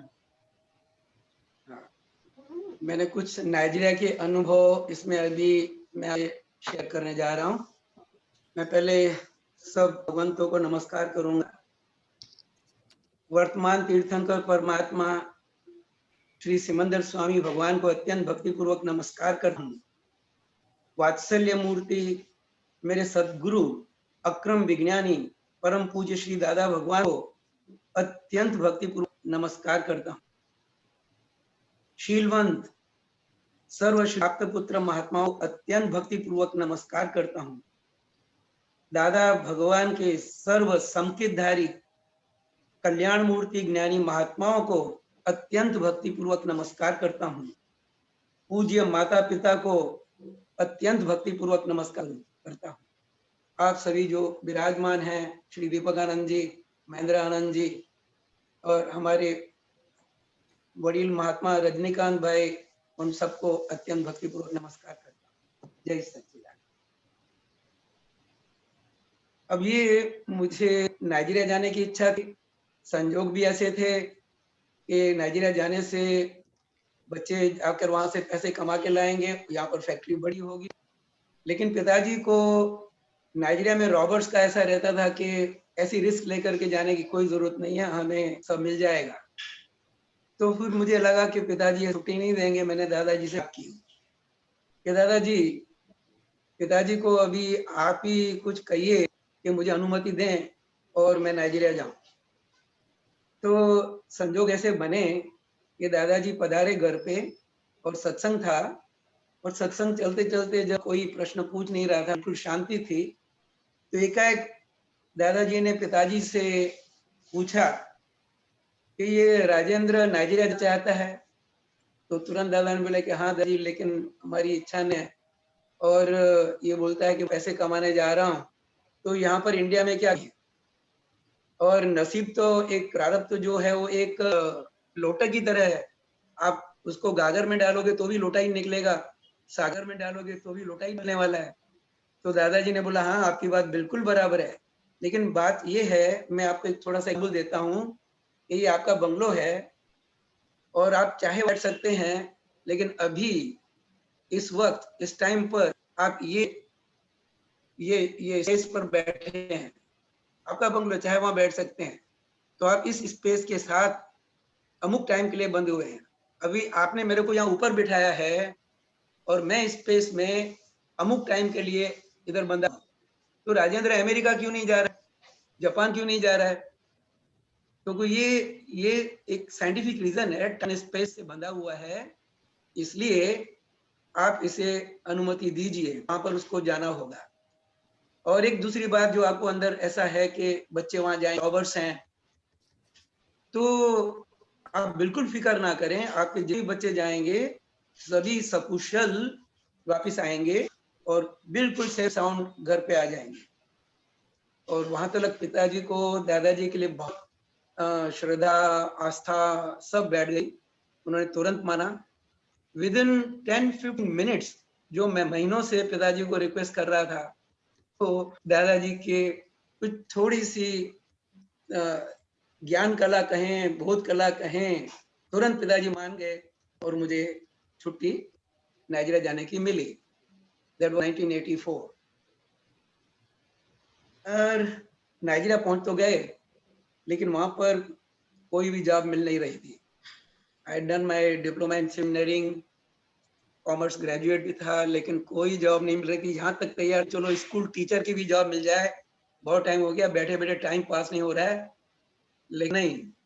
तो वहां पर ये व्यवस्थित का कर्तापने का ज्ञान हाजिर होता रहता था। दादा की एक अदृश्य कृपा, एक मौन सत्पुरुष नो मौन तपो आखा जगने तारे, वो मुझे कृपा का वहां पर अनुभव होता ही रहता था। बिल्कुल शांति रहती थी, कोई टेंशन नहीं, कोई चिंता नहीं। घर में बड़ौदा, बॉम्बे से सब इन-लॉज भी बोल रहे थे वापस आ जाओ, टाइम हो गया। मैंने कहा नहीं, अब वापस नहीं आएंगे, काम पूरा कर ही आएंगे। तो और फिर बाद में, अब ये मजे की बात ये थी कि हमारे फैमिली में से 3 मैनेजिंग डायरेक्टर वहां पर बड़ी बड़ी कंपनियों में नाइजीरिया में थे। मेरा भाई कुमार भाई वो चेलाराम्स में था, मैनेजिंग डायरेक्टर एक कंपनी में, और मेरे बहनोई ट्राइनन कंपनी में मैनेजिंग डायरेक्टर थे। बहनोई के छोटे लेबनीज कंपनी मैनेजिंग डायरेक्टर, लेकिन मुझे जॉब नहीं मिल रही। तो दादाजी को कृपा से धीर संयम बना रहा। अब फिर एक संजोग ऐसा बना कि भाई और बहन लेगोस में थे, मैं कानो में था, 1500 किलोमीटर दूर। तो उन्होंने कहा कि यहाँ पर गरबा का बड़ा अच्छा प्रोग्राम है और हम भी ट्राई करते हैं कि तुम पर लेगोस में आ जाओ, कुछ जॉब की तलाश करेंगे। तो वहाँ मैं गया और देखिए इंसिडेंस कैसा बनता है कि गरबा कहते हैं, मैं भी गरबा खेलने गया। तो वहां पर मेरे को एक बचपन का दोस्त वो वहां दिखाई दिया, तो उसको मैं पकड़ के बाहर लेके आया। मैंने कहा यार तू क्या यहाँ पर है? बोलता है तुझे पता नहीं? मैंने कहा नहीं। बोलता है मैं तो एसएससी पास करके नाइजीरिया में आया हूँ। अब मैं जब पहुंचा तब मेरी फॉरेस्ट की एज थी और मैंने कहा यार मैं यहाँ पर आया हूँ और मुझे कोई छोटी मोटी जॉब दिला दे, तू यहाँ पर इतने समय से एसएससी के समय से है। तो तुरंत गरबा खेलने पर वहां पर एक कोई मित्र थे राजन वासवानी करके, वो वीपी इंडस्ट्रीज के मैनेजर, उसको बोला बचपन का दोस्त ऐसे जॉब चाहिए, और वो बोला कि कल सुबह भेज। And the next day I had the job. 9 months I was not getting the job. यहाँ पर ऐसे संजोग बने और नेक्स्ट डे बंगलो, गाड़ी, पगार और ये सब जॉब वहां मिल गया। तो वो एक व्यवस्थित का एक बहुत बड़ा अनुभव था और दादा की कृपा थी कि अभी तुम यहाँ पर पहले समझो यहाँ पर नाइजीरिया कंडीशंस को और तुम्हें सब कुछ हो रहा है। तो इस तरह से वहां पर मुझे जॉब मिली। एंड लेकिन एक बहुत बड़ा ये था कि हमारी फैक्ट्री बड़ौदा में जो थी उसमें कुछ 14-15 लोग काम करते थे और कोई ज्यादा बड़ी कोई सोफिस्टिकेटेड मशीन नहीं। तो वो मैं चला, सब पूरा प्रोडक्शन ये वो सब संभाल लेता, बाहर का भी देख लेता था। और लेकिन यहाँ पर इन्होंने मेरे को नाइट शिफ्ट का काम दिया था और करीब 100 वर्कर्स काम करते थे और बड़ी बड़ी सोफिस्टिकेटेड हैवी ड्यूटी मशीनरी थी। और मैंने कहा दादाजी ये सब आपको संभालना है, मुझे तो इसमें कुछ पता नहीं है, नहीं तो मैं इलेक्ट्रॉनिक इंजीनियर और इलेक्ट्रिकल मैकेनिकल, और अब ये मेरे को इन्होंने प्रोडक्शन में रखा हुआ है। लेकिन एक आशा था कि दादाजी का अंदर से ऐसे प्रेरणा हुई कि आते वक्त भी मंत्र बोलो, जाते वक्त भी मंत्र बोलो और कीर्तन भक्ति चालू ही रखो। और सब बड़ा आश्चर्य था कि वो फैक्ट्री 200 वर्कर्स बहुत सुंदर ही सीख रहे थे। मैं सब मैंने 100 वर्कर्स के अंदर एक रो, और फिर नाइट शिफ्ट थी तो बाहर जो बड़ी फैक्ट्री के बाहर बड़ा लंबा चौड़ा ग्राउंड था कंपाउंड के अंदर, वहाँ सिक्योरिटी गार्ड से सभी कॉर्नर्स पर, और वहाँ पर दादा भगवान कीर्तन भक्ति मैं करता रहता था। और फैक्ट्री बड़ी सुंदर रीत से बिना किसी अड़चन के चलती रहती थी, प्रोडक्शन बढ़ रही थी। और ये सब देख करके हमारे सेठ लोग राजी हो गए, जैसे कि राजा कुछ कर रहा है, अब मैं तो कुछ नहीं कर रहा था। मैं तो दादा के गुण गा रहा था, कीर्तन भक्ति कर रहा था, और सब दादा को सौंप दिया था। तो जो मेरी सैलरी उन्होंने, हालांकि स्टार्टिंग सैलरी बहुत रखी थी, it was 400, that was equivalent to $400, and then later on उन्होंने इमीडिएटली विद इन 6 मंथ्स $800 कर दिया। ये देख करके ये प्रोडक्ट बढ़ गई है और काम बड़ा अच्छा चल रहा है। तो ये सब अनुभव थे कि देखो, ये जब अगर कुछ यश मिलने वाला है तो मिल जाता है, और नहीं मिल रहा है तो नहीं मिलता है, और व्यवस्थित का कर्तापना, ये सब वो हो रहे। अब आगे चलकर सेठ खुश हुए, उन्होंने नाइट में से निकाल के मुझे डे शिफ्ट में रखा, और दूसरे मार्केटिंग के काम थे या कुछ माल मटेरियल यहाँ से गाड़ी ट्रक लोड्स लेके आने की हैं, जिसमें बहुत मेरे साथ अच्छा रहता था। तो डे शिफ्ट में काम दे दिया उन्होंने मुझे। एक बार उन्होंने कहा कि जेटी से एक ट्रक जो है माल भर करके तुम्हें गोडाउन ले जाना। मैंने कहा ठीक है सर, वो तो सेठ जो काम कहेगा करना ही है। तो वहां पर लेकर के गया ना, मुझे बाद में पता चला कि ये तो माल तो इसकी कोई डॉक्यूमेंट्स नहीं है, पेपर्स ही नहीं है, और मेरे पास वर्किंग वीजा नहीं थी, मैं जस्ट विजिटर वीजा पे गया हुआ था। सेठ को बोला था मुझे आप परमिट, ये जो है वर्क परमिट दे दो, वीजा दे दो, नहीं तो कहीं पर कोई सिक्योरिटी पकड़ेगा तो मुश्किल हो जाएगी। बोला नहीं, हमारा नाम लेना इंडस्ट्रीज। ठीक है भाई। तो वो मैं ट्रक लेकर के जेटी से गोडाउन जा रहा था, तो रास्ते में गन ले 6 सिक्योरिटी गार्ड्स गाड़ी में। मैंने कहा आज तो अभी कागज भी नहीं है, वीजा भी नहीं है दादाजी, अब तो लगता है कि अगर डिटेल में इंक्वायरी की तो सीधा जेल जाना पड़ेगा। पुकारा दादा ने तुरंत बोला सबके अंदर शुद्धात्मा देखो। शुद्धात्मा देखना चालू हो गया, सबके अंदर शुद्धात्मा देखा। गाड़ी जैसे उनके करीब पहुंची तो उनका जो बड़ा जो था आकर के मेरे को सैल्यूट मार बोलता है कि ओगासा you are carrying so many goods, you know, you what for me. तो मैं समझ गया कि कुछ खर्ची चाहिए।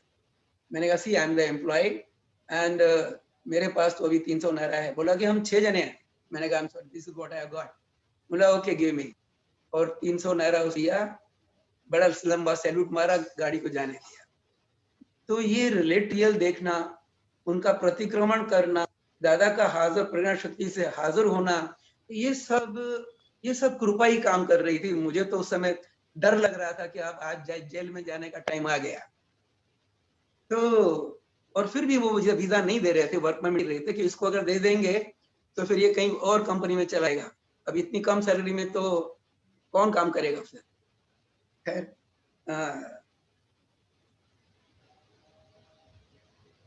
उससे आगे बढ़े तो ये उस समय ऐसा ख्याल हो गया कि अब मुझे दूसरी कंपनी में जाना होगा जहां पर वर्क परमिट हो, जहां पर मुझे वर्किंग वीजा हो।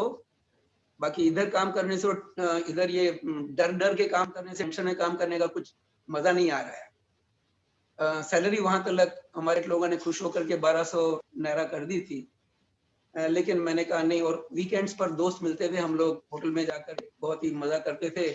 दादा का ज्ञान तो था, लेकिन दादा का ज्ञान सचमुच देखने जाएं तो कृपा से ही चल रहा था। उस समय राजेंद्र कोई सच साधन विधि भी नहीं करता था, कुछ भी नहीं है। तो वहां पर फैक्ट्री के अंदर वर्कर्स अच्छी तरह काम करे तो कीर्तन भक्ति करता था और मंत्र बोलता था। ये जब हमारे आप्तपुत्र आए 92 में, ये मैं बीच में एक आप इंसिडेंस बताऊं कि उन्होंने, एक भरत भाई साहब ने मुझे बोला, आप्तपुत्र भरत आनंद जी ने, कि राजेंद्र भाई अभी अब सत्संग में आप बैठे हैं, सब महात्मा भी दूसरे थे। राजेंद्र भाई आवाज बंद हो गई आपकी। सत्संग में बैठे थे, क्या बताया? अब फिर बाद में बोलिए। मैं सत्संग तो बाद में स्टार्ट हुआ 86 में, और हमारे आप्तपुत्र साहब पधारे थे। वो भी एक दूसरा अनुभव है, वो मैं शेयर कर, लेकिन इन बिट में बता रहा हूँ कि आप्तपुत्र साहब ने सत्संग में सब महात्माओं के बीच में मुझे कहा कि आप 9 कलम बोलो। तो मैंने कहा मुझे तो याद नहीं है 9 कलम। बोला आप दादा की जूने महात्मा है और आपको 9 कलम याद नहीं। और मुझे बड़ा ही ऐसा शर्म जैसा फील हुआ कि ये बात बराबर है, जूने मारने के नाते विधियां सब याद होनी चाहिए। उन्होंने कहा तुम्हें चरण भी याद करने की है, सब याद करने की। मैं कहा ठीक है साहब। दादा को पुकारा और निश्चय किया और रात को बैठ गया राजेंद्र और विधियां सब याद हो गई, चरण विधि सब याद हो गई। 4 बजे राइटिंग करके लिख के जैसे भी तैसे भी करके दिखा के राजेंद्र को सब विधियां दादा की कृपा से याद हो गई। तो मैं आपको ये बीच में बता रहा हूँ क्योंकि मैं नाइजीरिया में था इतने समय से, लेकिन विधियां चरण विधि कुछ भी याद नहीं था और मैं करता भी नहीं था। एक कृपा काम कर रही थी। तो बाद में जब ये अंदर पक्का हो गया कि अब मुझे ऐसी जॉब चाहिए जहां पर परमिट होनी चाहिए, एक लीगल वीजा होनी चाहिए, तब मैं काम करूंगा। और दोस्तों से बात की तो एक दोस्त जो था उसने कहा कि मेरी कंपनी में सेठ से बात कर रहा हूँ और वो एक बड़ी कंपनी थी पेगासस लिमिटेड, उसका सेठ भी सिंधी था और उन्होंने बताया कि ये बड़ी वीपी इंडस्ट्रीज में काम कर चुका है वो के पास और आदमी काम का है और मुझे 1800 की offer the, 1800 and first class बड़ा 4 बेडरूम हॉल किचन का flat, every room air condition, मतलब डैटसन बड़ी गाड़ी, सब कुछ, ड्राइवर भी दिया। पहली वाली कंपनी में ड्राइवर नहीं था और यहाँ पर ड्राइवर भी। ये सब कैसे होता ला गया। इसमें मेरा जब एफर्ट डाल रहा था 9 महीने तक कुछ नहीं हो रहा था और यहाँ पर अभी सब एफर्ट हो रहा था। तो यहाँ पर मेरा व्यवस्थित का ज्ञान, सर्कमस्टेंशियल, ये ज्ञान मुझे कुछ समझ में आने लगा। ठीक है, वो कंपनी मिली, 1800 की पगार हुई, सेठ राजी थे, काम चल रहा था। लेकिन यहाँ पर थोड़ी सर्विस क्लास पॉलिटिक्स हो गई कि मुझे तो इलेक्ट्रॉनिक का, इलेक्ट्रिकल इंजीनियरिंग का, मैकेनिकल कुछ भी आइडिया नहीं था। तो जनरल मैनेजर को बोलकर प्रोडक्शन मैनेजर कहा कि सेठ ये तो आदमी काम का नहीं है, इसको कुछ आता नहीं है और कुछ जब मशीन बिगड़ जाती, मशीन बंद हो जाती तो कुछ कर पाता है, हमारी प्रोडक्शन कम हो रही है वगैरह वगैरह करके 1 साल हुआ और सेठ ने बोला mister Shani you have to leave the company within 3 months और 3 महीने में आप कंपनी छोड़ करके मकान खाली कर दीजिए और दूसरी जॉब। अब यहाँ पर कुछ संजोग बदल रहे थे, आगे देखें व्यवस्थित में क्या है। मैंने कहा ठीक है और 3 महीने के अंदर अंदर मैंने, भाई जो मेरा भाई कानों में था और वो पैसे में काफी समृद्ध था, उसको मैंने बोला कि भैया ये जॉब भी गई और अब मैं समझता हूँ कि छोटा मोटा बिजनेस करें। बोला ठीक है कोई बात नहीं, करो बिजनेस। और उन्होंने मुझे 50,000 नायरा दिया, इक्वलेंट $50,000 और छोटा मोटा काम तो भी ऐसे कैसे करेंगे भाई। वहां पर एक पार्टी थी जो सेलो टेप्स बेचती थी और वो दादा राम ग्वालानी करके थे और अपने 2 बंगले थे, एक में रहते थे, एक में ऑफिस थी और उनके में 100-200 कार्टन सेलो टेप के लेकर के बेचने लगा। एंड काम चल पड़ा, वो जॉब ली गई और यहाँ पर ये काम स्टार्ट गया। भाई ने हेल्प की, सब नया घर लेके दिया और सब हो गया। अब यहाँ पर दादा राम के पास आते जाते घर फैमिली जैसा हो गया था। तो एक बार मैं जब गया तो दादा ने बोला कि चलो चाय पियो। तो मैंने देखा उनकी पत्नी, उनका सीता जी था, तो सीता भाभी वहां पर बड़ी उदास और बड़ी डिप्रेस सी बैठी थी। मैंने क्या भाभी जी क्या बात है, आपको मैंने पहली बार ऐसा देखा है, बहुत ही उदास और गमगीन।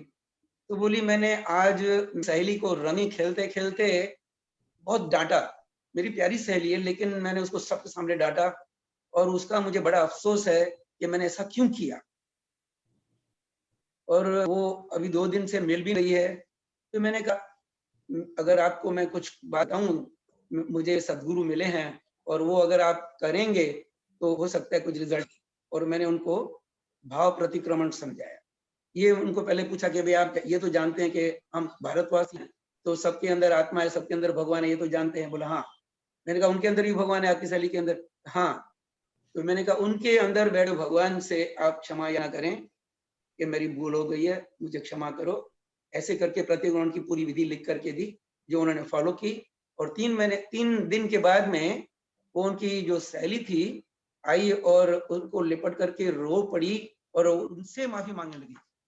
भूल सीता भाभी की थी और वो उनकी सहेली सीता भाभी से माफी मांग रही थी। तो बड़ा आश्चर्यचकित हो गई कि माफी मुझे मांगनी चाहिए, ये मांग रहे। तो 2-3 दिन के बाद में मुझे बताया कि ये तो बड़ा चमत्कार जैसा हो गया, ये आपने जो विधि बताई है प्रतिक्रमण की, ये मुझे समझाओ और अभी हम सब बैठ करके दादा भगवान की बातें करेंगे। मैंने कहा ठीक है। दिस इज हाउ सत्संग स्टार्टेड इन नाइजीरिया। दादा राम, उनकी पत्नी सीता जी, राजेंद्र और राजेंद्र की वाइफ शालिनी, ये 4 जनों से सत्संग स्टार्ट हुआ। और मैं जब एवरी ईयर वहां पर संजोग ऐसे अच्छे थे कि पहले तो वहां पर 3-3, 4 साल के बाद 1 महीने की छुट्टी मिलती थी, लेकिन यहाँ पर मुझे हर साल 1 महीने की छुट्टी मिलती थी। और दादाजी को जाके मैं मिलता था, दादाजी को बता, दादाजी आपकी बातें मैं वहां पर करता हूँ, लोग सुन के छो जाते हैं और प्रतिक्रमण का इतना प्रभाव है, उनके इतने से रिजल्ट आ रहे हैं। ये सब मैंने दादाजी को मैं बताता था। चल विधि कर लिया। तो विधि करता था और वहां पर विधि में बस ये कि दादा आपका ज्ञान समझ में आए और मैं औरों को समझा सकूं, जगत कल्याण का निमित्त बनो। बारंबार ही बोलते हैं जगत कल्याण निमित्त बनो, और ये सब तो पहले जगत कल्याण का निमित्त बहुत भारी बात लगती थी, आप इतने हल्के से बता रहे हैं। तो मैं वो बोलते विधि कर, तो दादा का अंगूठा पकड़ करके और विधि में बस यही मांगता था। वो जो बोलता मैं शुद्धात्मा हूँ और अंदर था कि दादा जगत कल्याण का निमित्त बन, शक्ति दो, शक्ति दो, शक्ति। और ये चलता रहा। और ऐसे बहुत सारे अनुभव और भी हैं। मैंने ये आपको कुछ ही थोड़ा अनुभव बताए कि फिर दादाजी ने जैसे ये बोला, दादा राम ने, तो सत्संग चालू हुआ, 4 जने हुए। और फिर तो दादा के थ्रू कुछ लोग आने लगे। एक बार मैं नीना बहन को के वहां पर गया था, कुछ राजन बुखार था, तो वहां से मिला, उनसे कुछ बात हुई दादा भगवान की। उनको भी बहुत अच्छी दादा भगवान की बातें उन्होंने अपने हस्बैंड वसंत भाई कोठारी से की। वसंत भाई कोठारी और नीना जी आने लगे। और उसके बाद में वसंत भाई ने और महात्माओं को, उनके जो मित्र थे, जो टेक्सटाइल मिल थी उनकी अपनी, तो उनसे कपिल भार्गव, सुभाष भार्गव, शुक्ला जी, ऐसे करके सबसे बात होती चली गई और भगवान का सत्संग धीरे धीरे जमता चला गया। और पद गाते थे कविराज के। और फिर ऐसे प्रेरणा हुई तो गुजराती में से हिंदी ट्रांसलेशन करते समय करने का दादाजी से मैंने परमिशन मांगी, अंदर ही दादा को बोलकर, दादा मुझे तो कुछ समझ में नहीं आता है, आप ही सब ये मुझे सब लिखाओ, गुजराती में से हिंदी आप ही कराओ। और कुदरती मुझे टाइम भी मिलता था एंड 10-10, 12-12 पेज ट्रांसलेट आते थे। एवरी संडे ये बातें वहां पर मैं पढ़ करके उनको सुनाता और ऐसे सब चलने लगा।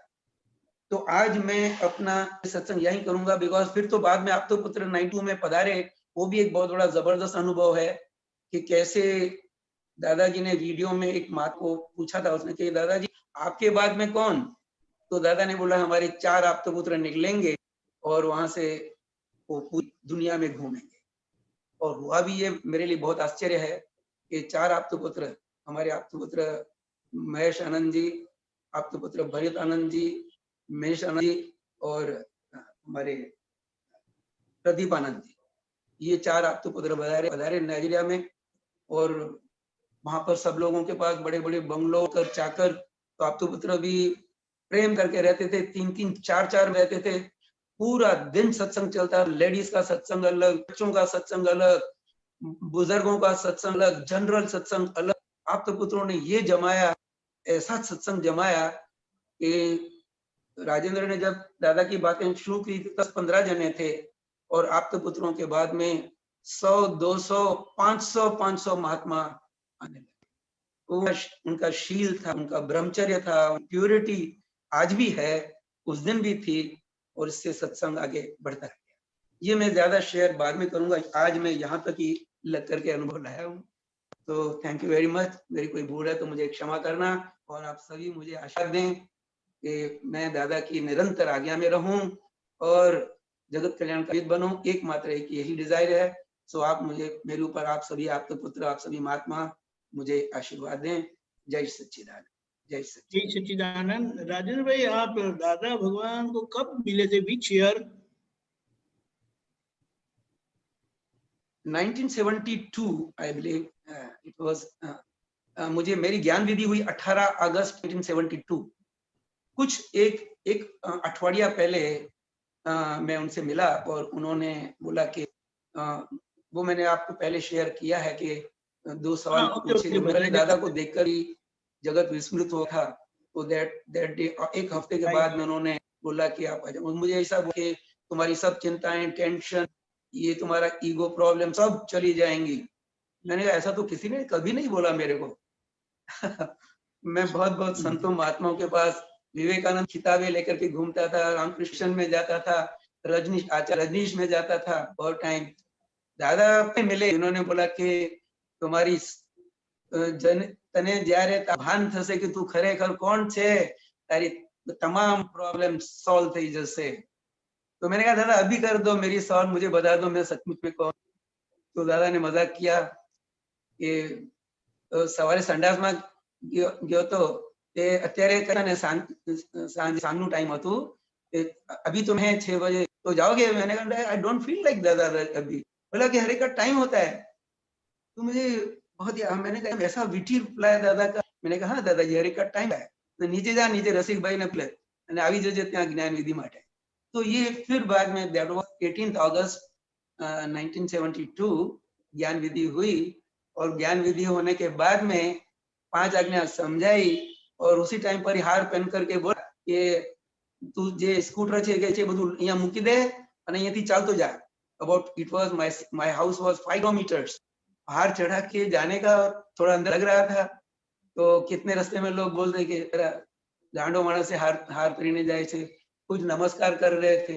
लेकिन मैं शुद्ध आत्मा हूँ और सबके अंदर शुद्ध आत्मा देखते देखते वहां पर पहुंचा। और दूसरे दिन से जहां देखूं दादा भगवान, आकाश में देखूं दादा भगवान, यानी अंबालाल दादा दिखाई देते, और जिधर भी देखो अंबालाल दादा का फल जाता। मैंने एक बहुत बड़े आश्चर्य अनुभव होते रहे और ये 3-4 महीने तक सलंग चलता रहा। और फिर तो अभी इस स्त्री के सिवा फिर तो चैन नहीं पड़ता था। और आज भी ऐसा ही है। आज भी दादा को याद करके कभी आंखें भर आती हैं कि कैसे पुरुष थे, हमने उनको उस समय नहीं पहचाना और अब बाद में, लेकिन उन्होंने, उनकी कृपा हो गई, आशीर्वाद हो। तो इट वाज 18 अगस्त 1972। बहुत अच्छे। जय सच्चिदानंद। महेंद्र आनंद जी, आप संक्षिप्त में इनका प्रतिभाव दें। तो उनका तो बहुत अच्छा अनुभव है, क्या बोले उसके लिए। आप अपनी कृपा बरसाए रखना हमारे ऊपर महेंद्र आनंद जी। मुझे आपका भी एक अनुभव जोरदार याद है। लंदन मेरी कजन आई थी, डॉक्टर, और वो मेरे से कुछ नहीं समझ रही थी और मैं आपसे उनको मिलाया था। मेरे से कुछ नहीं समझ रही थी और आपने जब सत्संग किया तो वो आपतावाणी भी मेरे को वापस लौटा दी थी। उसने बोला मुझे आपतावाणी दे दो, अब मुझे पढ़नी है। तो वो मुझे आपका भी संजोग याद है। और ये आप्तपुत्रों की ये जो है प्योरिटी है साहब, जो कि अभी हमें आशीर्वाद दो कि हमारे में वो प्योरिटी आ जाए, हमारे में भी वो ऐसा ब्रह्मचर्य आ जाए। तो ये हमें आप आशीर्वाद दें। जय सच्चिदानंद। कई बार ना बोलने में बहुत कुछ बोल जाते हैं। तो महेंद्र आनंद जी के बारे में जो बताया राजेंद्र भाई ने, वो कौन थे आपने बताया लंदन में? वो लंदन में मेरी कजन है। आपके कजन में है, Vimla Gajwani, married to one doctor Desai, अभी भी लंदन में ही है। तो मैंने उनको बहुत समझाया दादा के बारे में, कॉमरेज लेके आया और आपतावाणी दी। कुछ नहीं समझ रही थी, लेकिन इनसे मुलाकात करवाई मैंने। और हमारे साहब महेंद्र आनंद जी और थे और उनसे सत्संग की बातें हुई और वो इतनी कन्विंस हो गई कि बोलती है कि मुझे वो आपकी आपतावाणी जो आप दे रहे थे मुझे दे दो, पढ़ूंगी, जरूर पढ़ूंगी। और उन्होंने बोला था महेंद्र आनंद जी को, आप जब लंदन पधारे तो बात जरूर आई। बराबर है। पहली बात तो ये है कि आपको जब ज्ञान मिला था तब जो जानकारी हमारे पास है वो बताता है कि आप दादाजी के ज्ञान के क्या बोले प्राप्त करने वाले में से विदिन 2103 में है। तो हम आपके दर्शन करके बहुत क्या बोलेंगे, बहुत खुश है। कुछ तो कुछ बहुत छोटा शब्द है कि हम अपने आप को धन्यता अनुभव करते हैं, क्योंकि दादा भगवान ने जो शुरुआत में बताया था कि 701 701 701 वो तीनों मिला के 2103, और उसके अंदर क्योंकि 1974 में जब अमित शाह मिले थे तब 2 टिकट बाकी थी 2103 में, तो आप 72 में मिले थे। तो वी अंडरस्टैंड कि आप उस गिनती में आते हैं, तो हम अपने आप को बड़े धन्य समझते हैं, मानते हैं सब महात्मा। दूसरी बात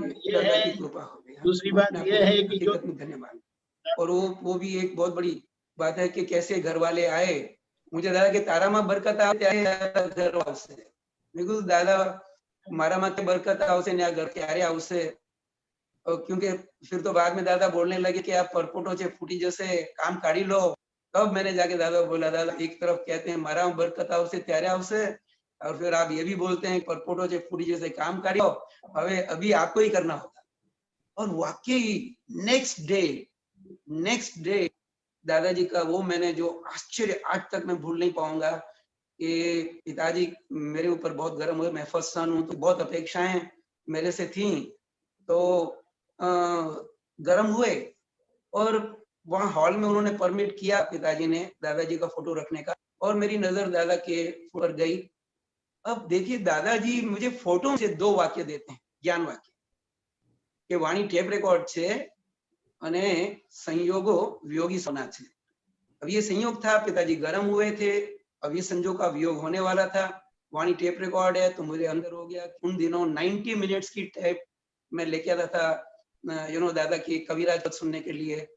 तो मैंने कहा आज 90 मिनट्स तक धीरज रखना, देखना है कि वाकई वाणी रिकॉर्ड है कि नहीं।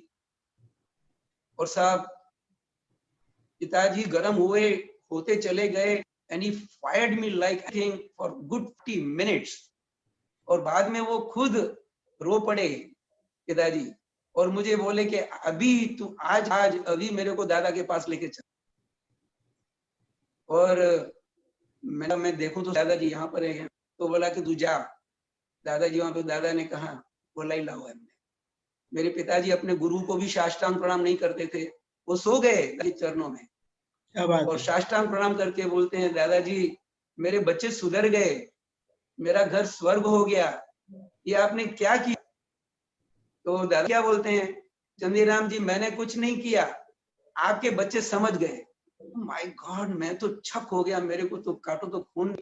ये दादाजी क्या बोल रहे हैं कि हम समझ गए? आपको हम समझ कैसे सकते हैं?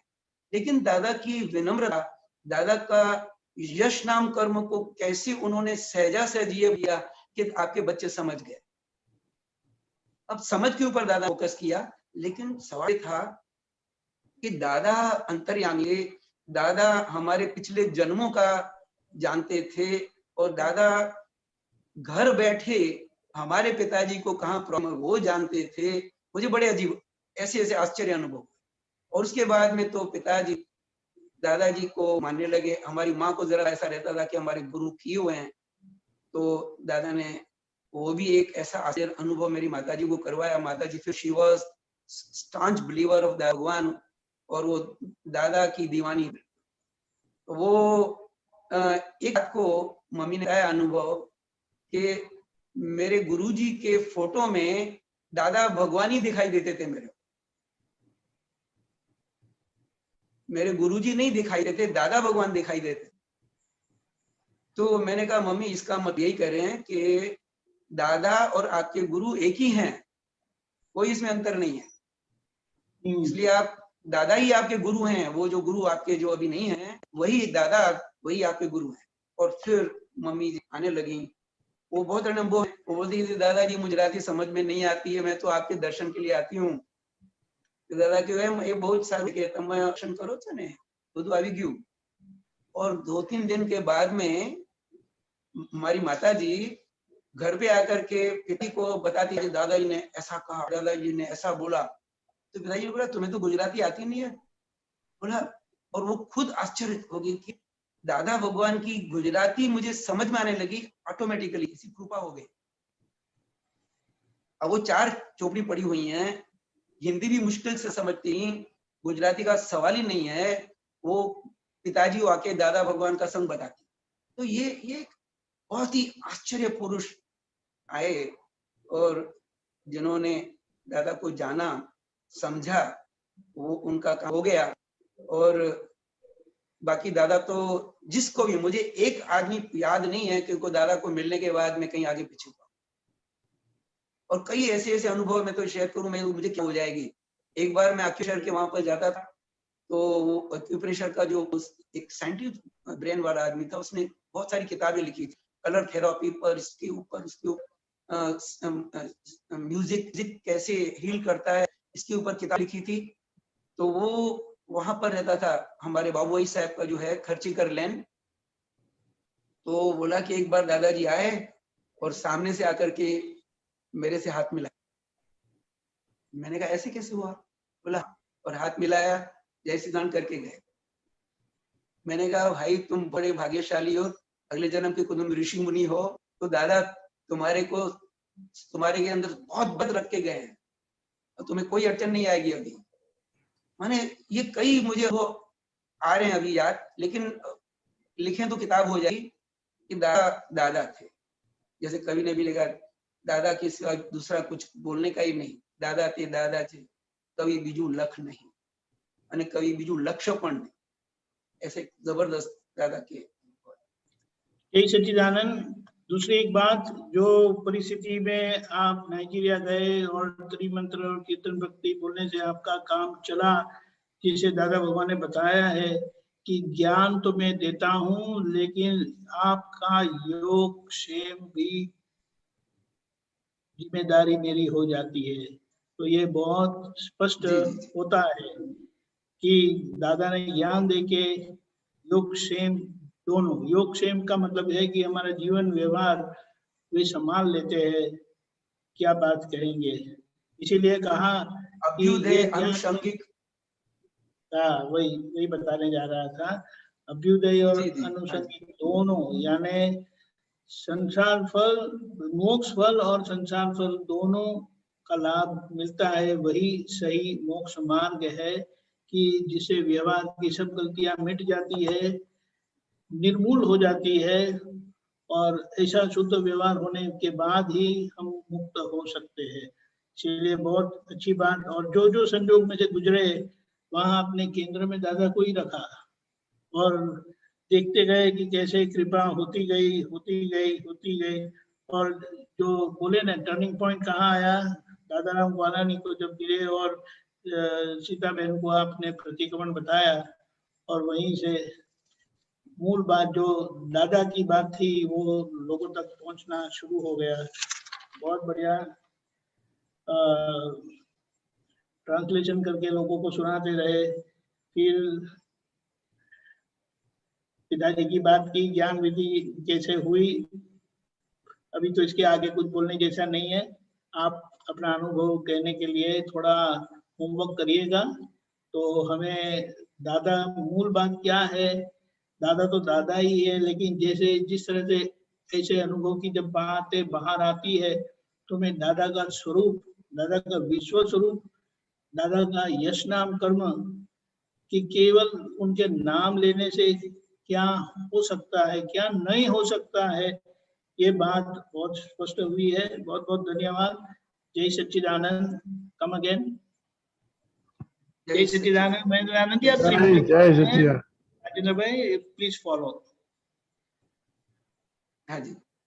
नमो वितरागाय, नमो वितरागाय, नमो अरिहंताणम, नमो अरिहंताणम, नमो सिद्धाणम, नमो सिद्धाणम, नमो आयरियाणम, नमो आयरियाणम, नमो वज्रायाणम, नमो वज्रायाणम, नमो लोये सव साहुणम, नमो लोए सव्व सावणम ऐसो पंचन मुक्कारो ऐसो पंचन मुक्कारो तव पावपणासनो सव पावपणासनो मंगलानंच सव्वेसिम मंगलाणं च सव्वेसिम परमं हवै मंगलम। ओम नमो भगवते वासुदेवाय। हवै मंगलम। ओम नमो भगवते वासुदेवाय। ओम नमः शिवाय। ओम नमः शिवाय।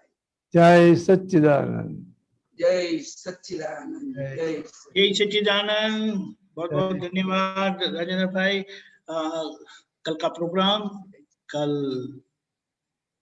रविवार है, सुबह 6:30 बजे प्रातः विधि, 10:15 बजे गुजराती सत्संग, 3 बजे हिंदी सत्संग, 4:30 बजे कविराज श्री के पद और कीर्तन भक्ति होगी, 6:30 बजे यूथ फोरम, 7:45 बजे जूनियर फोरम, 9 बजे वर्ल्ड वाइड सत्संग।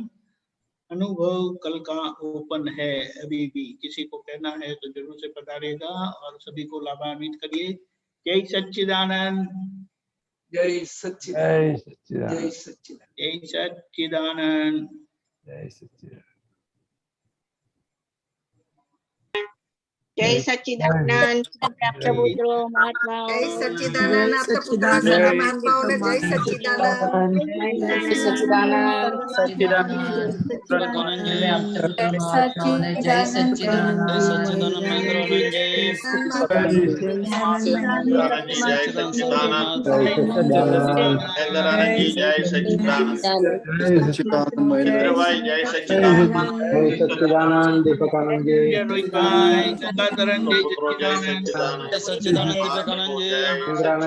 सौ महात्माओं ने जय सच्चिदानंद। राजेंद्र भाई जय सच्चिदानंद। जय सच्चिदानंद। जय सच्चिदानंद। जय सच्चिदानंद। जय सच्चिदानंद। प्रसाद प्रसाद। जय सच्चिदानंद। जय सच्चिदानंद। जय सच्चिदानंद। संजय भाई। जय